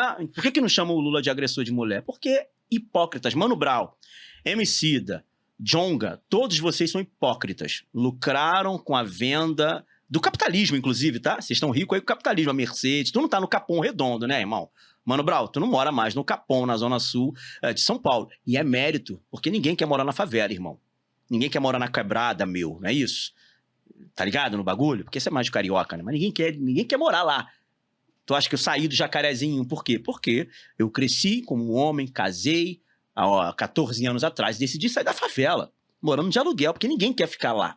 Então vocês ficam retroalimentando as pessoas, dizendo que é bom, que a favela venceu, que a quebrada é nós que tá, e pá, e você não mora lá. MC Pose, tá morando no Rodo, que é uma favela da Zona Oeste do Rio de Janeiro? Não tá. Tá morando na Barra da Tijuca. Mérito, vai vender disco. Eu acho o conteúdo uma porcaria, mas tem quem gosta. É o mercado, é o livre mercado, é o capitalismo, Djonga. Tá ricão, capitalismo, pô. Emicida, tá cobrando conta para as pessoas irem no teu show. Tá caro ou tá barato? Tem uma cota social pra galera que mora na periferia? Não tem, pô. Não tem. Mas quer fazer política pública nesse sentido, né? Hipócritas. Vassalos do Lula. Que é racista, assim. Não só por essa parada que ele falou do preto sem dente, mas por uma N de situações. Quantos pretos tem no governo do Lula hoje? Responde aí, Djonga, inteligentão, formado em história, que é inteligente, diga-se de passagem. Os versos da sua letra são bem profundas, tá? Eu acho que é interessante. Mais profunda do que a dos Racionais, inclusive. Mas são tempos e tempos. Eu ouço todos vocês, tá? E eu gosto, porque eu também sou músico, cantor, e eu gosto de ouvir, eu entendo o que é cultura, a produção cultural, e eu consigo separar das pessoas. Diferente de vocês, desonestos intelectuais, que só porque uma pessoa é de direita decide cancelar, ainda que sejam seus irmãos artistas, tá? Ai de um artista, ai de um músico da banda de vocês se declararem a favor do Bolsonaro. Vocês são os primeiros a demitir. Ainda que essas pessoas morem na favela. Vocês nunca foram pela favela, irmão. Vocês nunca foram pela quebrada. Papo reto. Você já até foi, Mano Brown. Um período eu vi a verdade no que você cantava. No Diário de um Detento e tal. Beleza. Mas de um tempo pra cá, meu irmão, na boa, parece até aquela música que você mesmo escreveu, tá? Que pra gente que por dinheiro, né, faz aquelas coisas lá que por... É isso aí. E hoje vocês não estão sendo críticos o suficiente para criticar esse próprio governo. Aqui é um preto que está falando. Conservador, ex-morador de favela, filho de traficante, filho de mãe solteira, que correu atrás, que lutou pra caraca. Aqui não tem playboy não, irmão, e nada contra playboy, porque se o cara é playboy é porque o pai dele conquistou. E eu luto pelo meu filho ser um playboy. Maneiro, que tomara que todos sejam playboys. Se playboy é poder ter dignidade pra comprar o que quer, se playboy é poder ir no mercado comprar um chocolate, se playboy é o filho ver uma roupa na loja e falar assim, papai, eu quero aquela roupa que eu quero que meu filho seja playboy.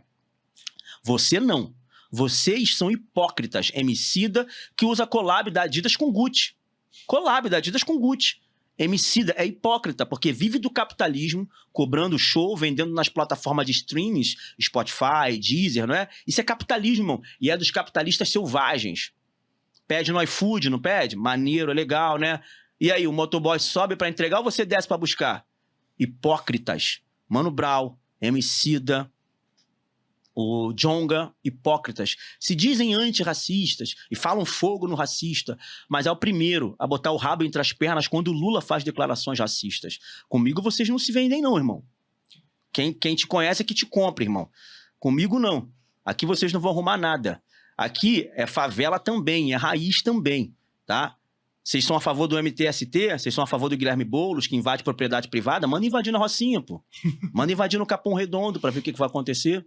Hipócritas. Vocês não valem nada. E o pior disso, irmão, vocês estão enganando uma legião de fã que admira o trabalho de vocês. E hoje vocês têm uma capilaridade e a dissonância, né, a caixa de ressonância, que é a carreira de vocês. E poderia ensinar essa molecada aí bons valores, poderia ensinar essa molecada a ganhar dinheiro com honestidade, igual vocês ganham. Eu não digo que o Racionais ganham dinheiro de maneira desonesta. Tá fazendo show, pô, tá vendendo disco, vai pra cima, pô. Tá lindo. Agora, você tá no capitalismo e quer manter a rapaziada lá no socialismo, no auxílio-desemprego, na Bolsa Família. Parada é essa, irmão, no auxílio gás. Então, pra você tá maneiro, tá grandão pra você. Você tá lindo, viajando, fazendo turnê nos Estados Unidos. A gente quase se encontrou em Nova York, entendeu? E aí a rapaziada tem que andar de busão mesmo. Tá tudo bem. Hipocrisia. Eu não tenho medo de vocês.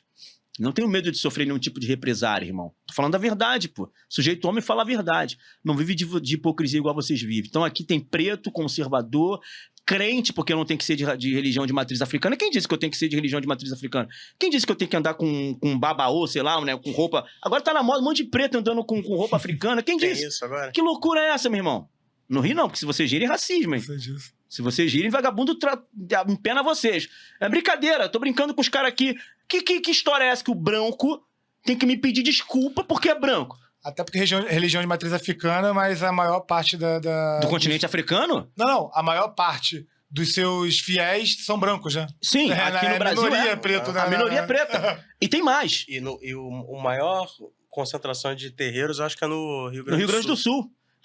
Que é uma região predominantemente branca.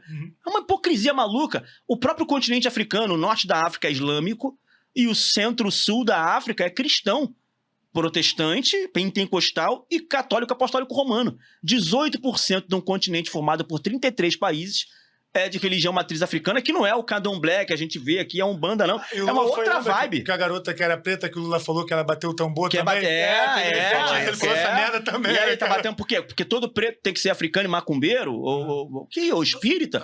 Nada contra, velho. Nada contra. Então, assim, só pra concluir, cara, que esse tema é do caraca, porque quando eu me colocaram como presidente da Comissão de Combate ao Racismo, faltou eles rasgarem a bunda, né? Pra não falar outra palavra, porque eu não falo palavrão. Faltou isso, entendeu? Faltou isso, porque é inadmissível um Bolsonaro... Eu sou preto, tenho lugar de fala. Respeita. Respeita, pessoal. Respeita, PT.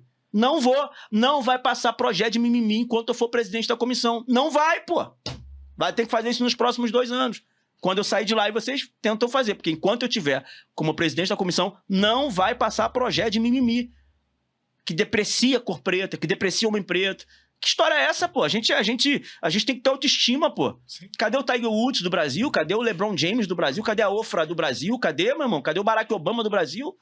Caraca, meu irmão, os caras só querem falar de preto, de lamúria. Vou concluir essa parada aqui. Mais uma vez eu fui na Cidade das Artes, numa palestra de preto gerente de banco. Eu nunca fiquei vendo métrica de quem é gerente preto ou quem não é, mano. Pra tu ver que os caras são doentes, mano. São doentes. Aí cheguei lá, eu pensei, pô, mano, os caras são pretos, gerentes de banco, pô, maneiro. Só deve ser maluco, pô, padrão, pô, maneiro, bem sucedido. Cheguei lá, uma choradeira dos infernos do caraca. Porque eles estavam se sentindo maltratados por outros funcionários que acreditavam que a posição no banco que eles tinham era em decorrência da política de cotas do banco. Ah, porra. Viu como é que a cota é ruim? Porque o cara olha e fala assim, ah lá, só tá aí por causa da cota. Os caras tudo inteligentes, foram pela meritocracia, estudaram, piraram pra caraca, sim. Deixaram de gastar dinheiro em balada, investiram tempo estudando pra chegar na profissão dele grandão, ser tratado como alguém que é política de cota. Os caras tudo chorando. Falei, negão, tu tá bem sucedido, pô, levanta a cabeça, Zé Ruela. Ele precisa de referência já, ele precisa de referência, precisa de referência, irmão, precisa de referência. Pô, vários negão aí que estão em dificuldade financeira, em favelas e tal, tudo que eles queriam é botar uma roupa social e ser gerente de um banco. Sim. Aí o cara é gerente de um banco que tá chorando, porque... Viu? Porque esses caras do movimento negro, eles fazem de tudo pra você criar um ressentimento. Gerar ressentimento do nós contra eles, sabe? Essa coisa de, a culpa do meu pai, a culpa é de ninguém, levanta a cabeça e vai, pô. Ah, teve escravidão? Teve escravidão, 380 anos de escravidão. Sinistra. Foi loucura a escravidão aqui. Foi a última escravidão, mas escravidão não aconteceu no Brasil. A própria palavra escravo vem da palavra eslavo. Eslavo, né? E os eslavos são quem, os eslavos? São dinamarqueses, pô. Suíços, suecos, são os países da Escandinávia. Ou o judeu não foi escravizado pelos povos egípcios do norte da África por 420 anos? Você vê judeu por aí reivindicando reparação histórica? Os caras estão com as maiores big techs do mundo. Os caras criam um monte de coisa, pô. E tu vê judeu, reparação histórica. Não tem, meu irmão. Os caras estão gigantes, estão voando aí. E olha que perseguidos pra caraca. Sim, sim. Perseguidos pra caraca. Com Hitler, com Inquisição, com uma série de coisas, historicamente. Sim. Tentaram aniquilar esse povo várias vezes. E hoje é um povo resiliente. Pô, as maiores big techs do mundo estão naquele país, cara. Entendeu? Pô, vai ficar reivindicando, vamos olhar pra frente, pô. Então, enquanto eu for presidente da Comissão de Combate ao Racismo, a gente tem que olhar pra frente. Esquece o passado, olha pra frente, vamos construir. Vamos pra cima, irmão. Vambora, bota uma roupa, escova esse dente, vai pra... Você tem dente, né? Porque se você não tiver dente, o Lula não vai gostar de você. Vai deixar tu tirar foto pra... pra fazer propaganda política. Né? Pode, tem que ter dente, igual o meu, pode ser torto, mas tem que ter dente. Bora, lava, escova esse dente, vai pra rua, vambora, pô. Cadê o preto engenheiro? Cadê o preto advogado? Tem que ser só jogador de futebol? Tem que ser só pagodeiro? Pagodeiro nada contra, não há demérito, né? Não há demérito nenhum, mas tem que ser só isso. Cadê o engenheiro? Cadê o político? Cadê o Thomas Sowell, negão, o economista? Cadê o pastor Martin Luther King do Brasil, caramba? Até Malcolm X, que eu era contra, porque ele é muito agressivo. Cadê? Vai ficar levantando punho cerrado, exportando luta racial dos Estados Unidos. Black Panther. Tu é Pantera Negra, tu? Tu é de Wakanda, tu é wakandango, tu é brasileiro, levanta a cabeça, vamos estudar, vamos papirar, vamos gostar de ler, porque ninguém quer falar da galera que tá na favela que não gosta de ler, que mata a aula, que não se forma. Tudo bem, tem uma série de camadas que a gente tem que avaliar, mas ninguém quer falar da preguiça do homem preto, pô. Ninguém quer falar, todo mundo quer falar da taxa de letalidade da polícia que entra na favela e mata um homem preto. Mas ninguém quer falar do homem preto que mata o homem preto nas facções criminosas, que é a maioria, diga-se de passagem. Pô, meu Deus do céu.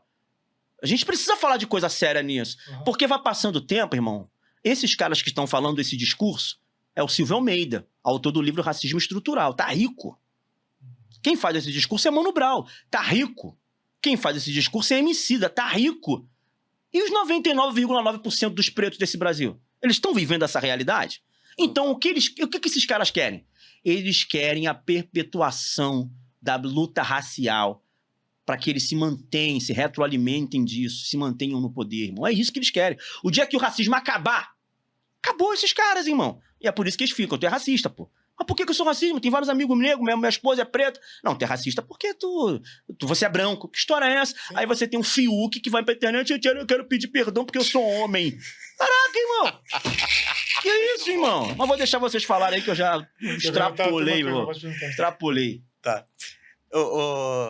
Vereador, queria te perguntar. A gente queria entrar num tema de religião, que até a gente recebeu o ex-governador Garotinho aqui, ele falou brevemente sobre isso, e eu queria ter aprofundado mais com ele. Mas assim, você já saiu, por exemplo, em defesa do Nicolas, sim.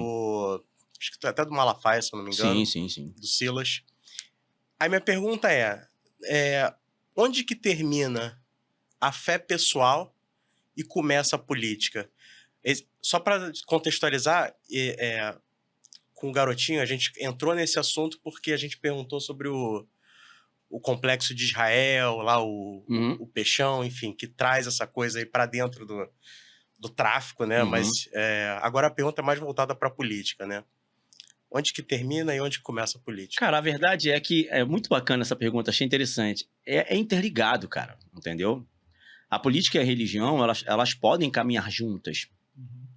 Eu sei que durante um tempo da humanidade, as decisões políticas elas eram tomadas por critérios religiosos. Sim. Isso é ruim, porque isso não gerou avanço, por exemplo, na ciência, não gerou avanço na tecnologia. Galilei morreu por quê? Por que Galileu morreu? Porque eles disseram que a Terra era redonda, pô. Porque eles mexiam com a ciência. Sim. Então, se você mexe com a ciência, você é um herege, você é um bruxo, e você tem que ir pra fogueira. Caraca, mano. E a gente provou, cara, quer dizer, a gente descobriu que a Terra era redonda, o cara morreu inocentemente. Então, assim, as decisões políticas, que aí você tinha os reis, que na época das grandes monarquias e tal, e muitos desses reis eram ungidos por papas e por agentes religiosos. Eu não vou fazer uma crítica aqui à Igreja Católica em si, porque isso acontece até hoje no Oriente Médio, por exemplo, com os ayatolás. Hoje o ayatolá do Irã, ele é um ayatolá totalmente religioso, e as leis do Irã, elas são vigenciadas pelo Alcorão. Que é o que eles chamam de Sharia, né? Sim, que é todo um Estado islâmico onde o Estado e a religião se mistura. Eu não sou a favor disso. Eu não sou a favor disso. Eu não sou a favor que a mulher não corte o cabelo, que a mulher não mostre o seu rosto, como acontece no Irã, por razões religiosas. Não, eu acho que você consegue ter um equilíbrio entre a sua prática religiosa e o Estado como um todo. E aí que eu entro com o cristão protestante, com o protestantismo, que é um movimento que começa a partir de 1517, na Alemanha, com Martinho Lutero, que era um monge da Igreja Católica, que decide meio que se rebelar por algumas práticas que ele achava que não fossem práticas bíblicas, né, como a adoração de imagens, como a falta de acesso à palavra para o plebeu, para o cara da plebe ali. Ele entendia que todas as pessoas tinham que ter acesso à palavra, à Bíblia e tudo mais. Então ele tem algumas divergências teológicas com a igreja, ele acaba pregando algumas coisas contra ali o que o poder vigente religioso determinava, e ele vai fazer as 95 teses, né, que é o sola scriptura, que é somente a escritura, sola gratia, somente a gratia. Ele vai determinando alguns padrões bíblicos e teológicos que vão divergir da Igreja Católica, e por essa razão ele é excomungado, ele é expulso da Igreja Católica. Mas aí você tem um avanço do protestantismo, sobretudo com o avanço do próprio Estado. Por exemplo, a laicidade do Estado. Hoje está na moda falar que o Estado é laico. E se eu disser que essa criação é uma criação cristã protestante? A laicidade do Estado consiste não no Estado não ter Deus ou não ter religião. Muito pelo contrário. contrário. A laicidade do Estado consiste em possibilidade para todas as religiões. Estado laico não é um Estado ateu onde não existe Deus. Estado laico é um Estado definido na sua religião e aberto para todas as religiões. Isso você vai ver no Brasil. E aí eu te falo, todo país cristão, predominantemente cristão, ele é aberto para todas as religiões. E todo país predominantemente muçulmano, ele não é aberto para nenhuma religião. Quem Não, é perseguidor agora? Tá ligado? O islâmico, ele é o extremista. E aí quando você vê matérias como essa jornalista, que não vale nem a pena citar o nome dela, fazendo uma vinculação criminosa do Complexo de Israel, como se fosse uma facção criminosa cristã evangélica, isso é muito danoso. Porque ela nos coloca em pé de igualdade com o Estado Islâmico. Que se você for cristão, se você for católico, se você for um bandista, vai tomar um tiro de AK na cara. Entendeu? Diferente do que a gente vê dentro do movimento cristão, protestante e católico apostólico romano no Brasil. O que o Peixão está fazendo é uma responsabilidade dele. Essa história de você fechar terreiro de macumba, fechar a igreja católica, tá errado. Eu sou pastor evangélico. O crente que quer determinar o fechamento de um terreiro, de umbanda, de macumba, de quimbanda, seja lá o que for, esse cara não é cristão. Esse cara precisa ser destituído das suas prerrogativas religiosas e eclesiásticas. É inadmissível, eu discordo disso. Eu discordo, tem que estar aberto para toda a religião. Eu concordo, eu discordo. Isso é uma questão de fé. Eu não creio nisso. Eu creio aqui. Ele crê ali. Tá bom, eu vou usar a máxima de Voltaire. Eu posso discordar. Vai ser uma dissidência que vai ser identificada. Porque a galera tenta identificar como cristão, eles se posicionam como cristão.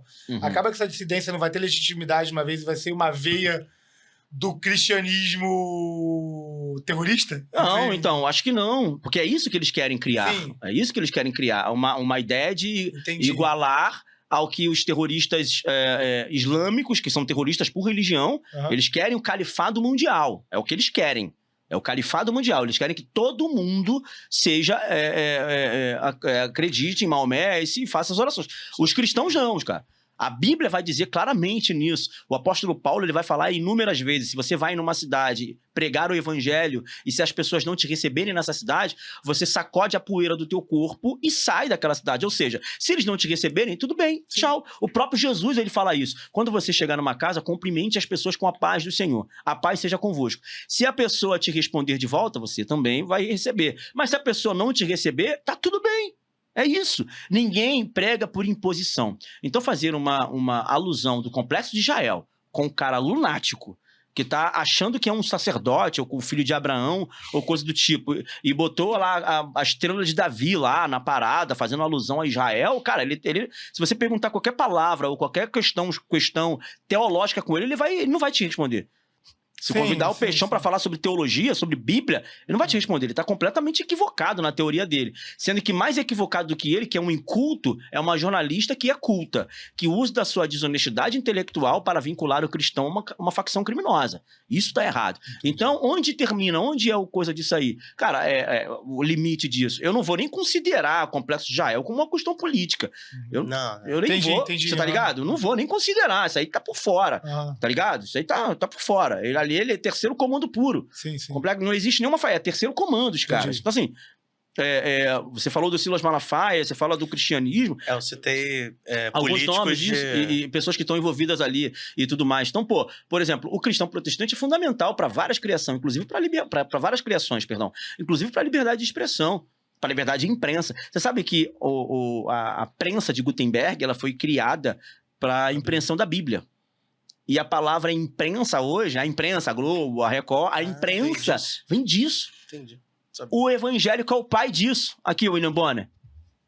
Vem cá no meu colo, vem cá no colo do papai, vem. Vem aqui, ó, Fátima Bernardes, jornalistas, vem cá, os super intelectuais da imprensa brasileira, que se tirar o teleprompter da frente de vocês ficam perdidos, né? Vocês não sabem fazer jornalismo ali raiz, igual Wagner Monte, essa rapaziada das antigas ali, ó, a voz marcante do Léo Batista. Vocês não fazem esse jornalismo mais. Vocês leem teleprompter, o diretor que fica ali no ponto, fala mal do Bozo. É isso que vocês fazem. Mas aqui, ó, vocês são nossos filhos.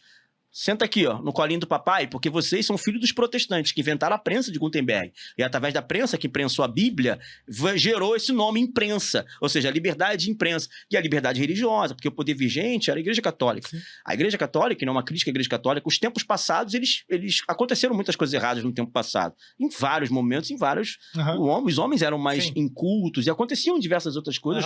Hoje a gente é mais civilizado em determinadas situações, né? Mas, se você for ver aqui no Brasil, em Pernambuco, a guerra de Pernambuco entre os holandeses e os portugueses, elas não eram somente uma guerra territorial, era uma guerra religiosa.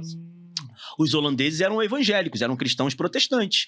E os portugueses eram católicos.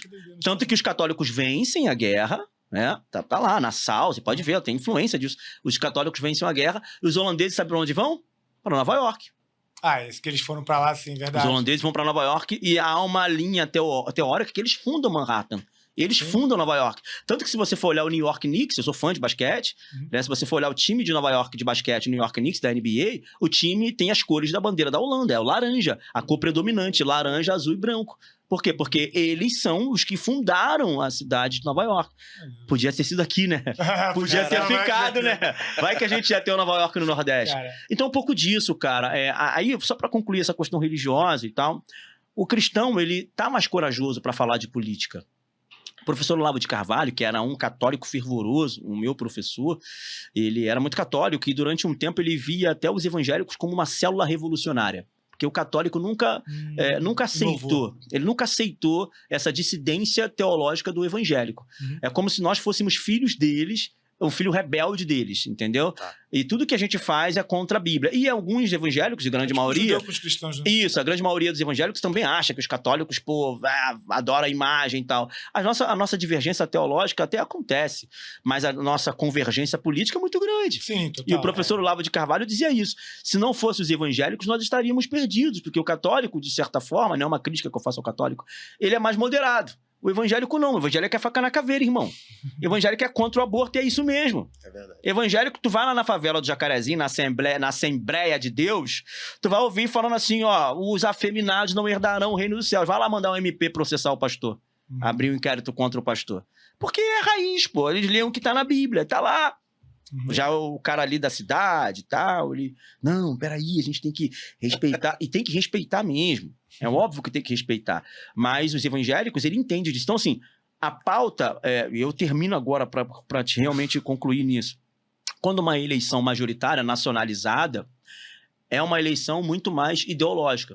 Por isso que você vai ver... E aí a gente pode bater em um outro debate. Por isso que você vai ver essa dicotomia não, mas essa divergência nas eleições nacionais e eleições municipais. Porque o mesmo evangélico que vota no Bolsonaro, que é contra as drogas e contra o aborto, ele vota, por exemplo, no Eduardo Paes ou vota num vereador de esquerda que é a favor de tudo isso.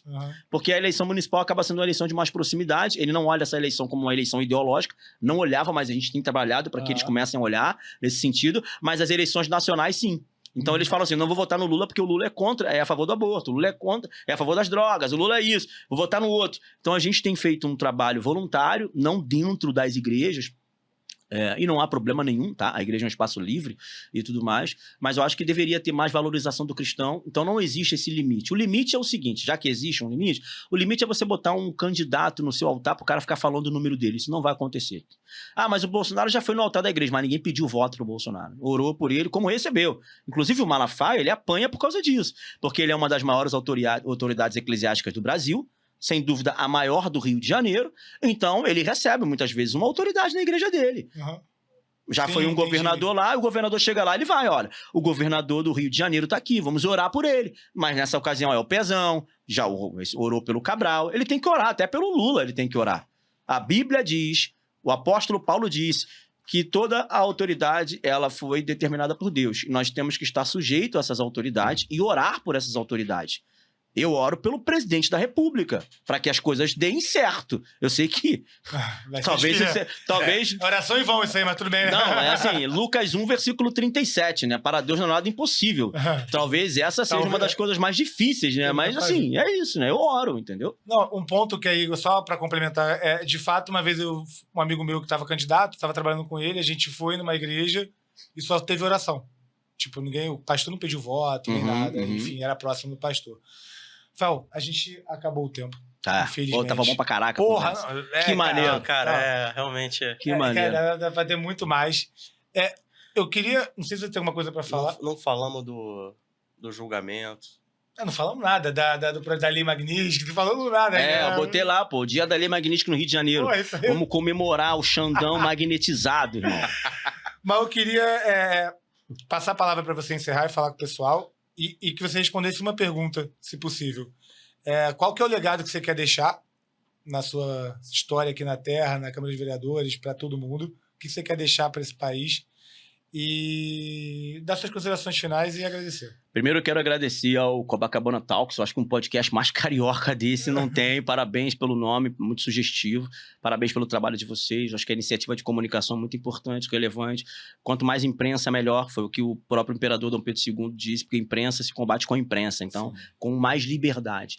Então, sou amante da liberdade. Então, eu quero agradecer a vocês pela oportunidade. Bom, o que eu... quero deixar de legado, acho que eu sou muito novo para falar sobre legado e me sinto até honrado em vocês estarem falando disso. Exemplo, cara, referência. Não tem como você dizer para as pessoas faz aquilo que você não faz. Não tem como você dizer para as pessoas serem aquilo que você mesmo não é. E eu volto a dizer, Madre Teresa de Calcutá disse isso, veja, eu sou evangélico e ela era uma católica, concordo plenamente com aquilo que ela faz e com aquilo que ela fala nesse caso também. Se você quer salvar o mundo, vai para casa e ame a sua família. Então, eu aconselho os jovens, cara, valorizem os seus pais, valorizem aqueles que te criaram. Eles têm razão, é chato pra caraca, mas eles têm razão. Você vai perceber quando você tiver um filho que seus pais foram seus melhores tutores, seus melhores conselheiros e seus melhores amigos. Então honre teu pai. Busque a Deus, cara. Independente da religião, eu sou evangélico. Busque a Deus, coloque Deus em primeiro lugar na sua vida. As coisas estão tão difíceis, naturalmente falando, cara. Com Deus. As coisas estão tão difíceis com Deus. Imagine sem Deus. Então valorize a sua família, valorize Deus. E, cara... Quando eu falo a sua família, além de seus pais, você que é casado, valorize a sua esposa. Você que é mulher, valorize o seu esposo e o seu filho. Isso é muito, muito importante. A gente vive num mundo hoje de superficialidade. Todo mundo quer se entreter com 15 segundos no History e se preocupar e fazer comparação com a sua vida. Olhe para sua casa, olhe o quanto você conquistou, o quanto você cresceu, o quanto você progrediu. E isso não é só graças ao seu trabalho, graças a Deus e graças à sua família que te dá suporte. E se envolva com a política, irmão. Porque tudo que o esquerdista maldito quer é que você não se envolva. Tudo que o direitista corrupto também quer é que você não se envolva. Tudo que os políticos tradicionais querem é que você fique no teu cantinho e fale assim, não quero ligar para isso não. Cara, eles aplaudem quando você fala isso. Você não precisa ser um vereador, um político como eu sou. Mas você pode ser um cara que seja participante dessa engrenagem da mudança. E o legado que eu quero deixar é um legado de paz, cara. Um legado de economia, de prosperidade.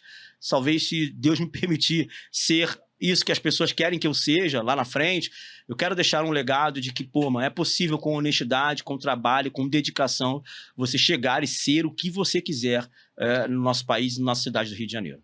Pô, cara, quer falar um pouco do livro aí pra galera que quer comprar? Tá aí, ó, você pode comprar no Amazon, tá? Você pode comprar no Mercado Livre, tá? Mercado Livre Full, a gente tem lá, ele chega em 24 horas na sua casa. Vai ter um link aqui na descrição da bio pra galera comprar. Se você comprar em Manaus, no Amazonas, pode chegar em 24 horas pra você, tá? Satia, queria muito... Primeiro, Léo, agradecer mais uma vez que a gente está aqui junto. Obrigado, foi excelente papo. Foi muito bom o bate-papo. Ainda tem muita coisa pra gente perguntar. Assim, daria para aqueles bate-papos de 4, 5 horas tranquilo. Na próxima a gente vai se programar para isso. Vai ser uma honra.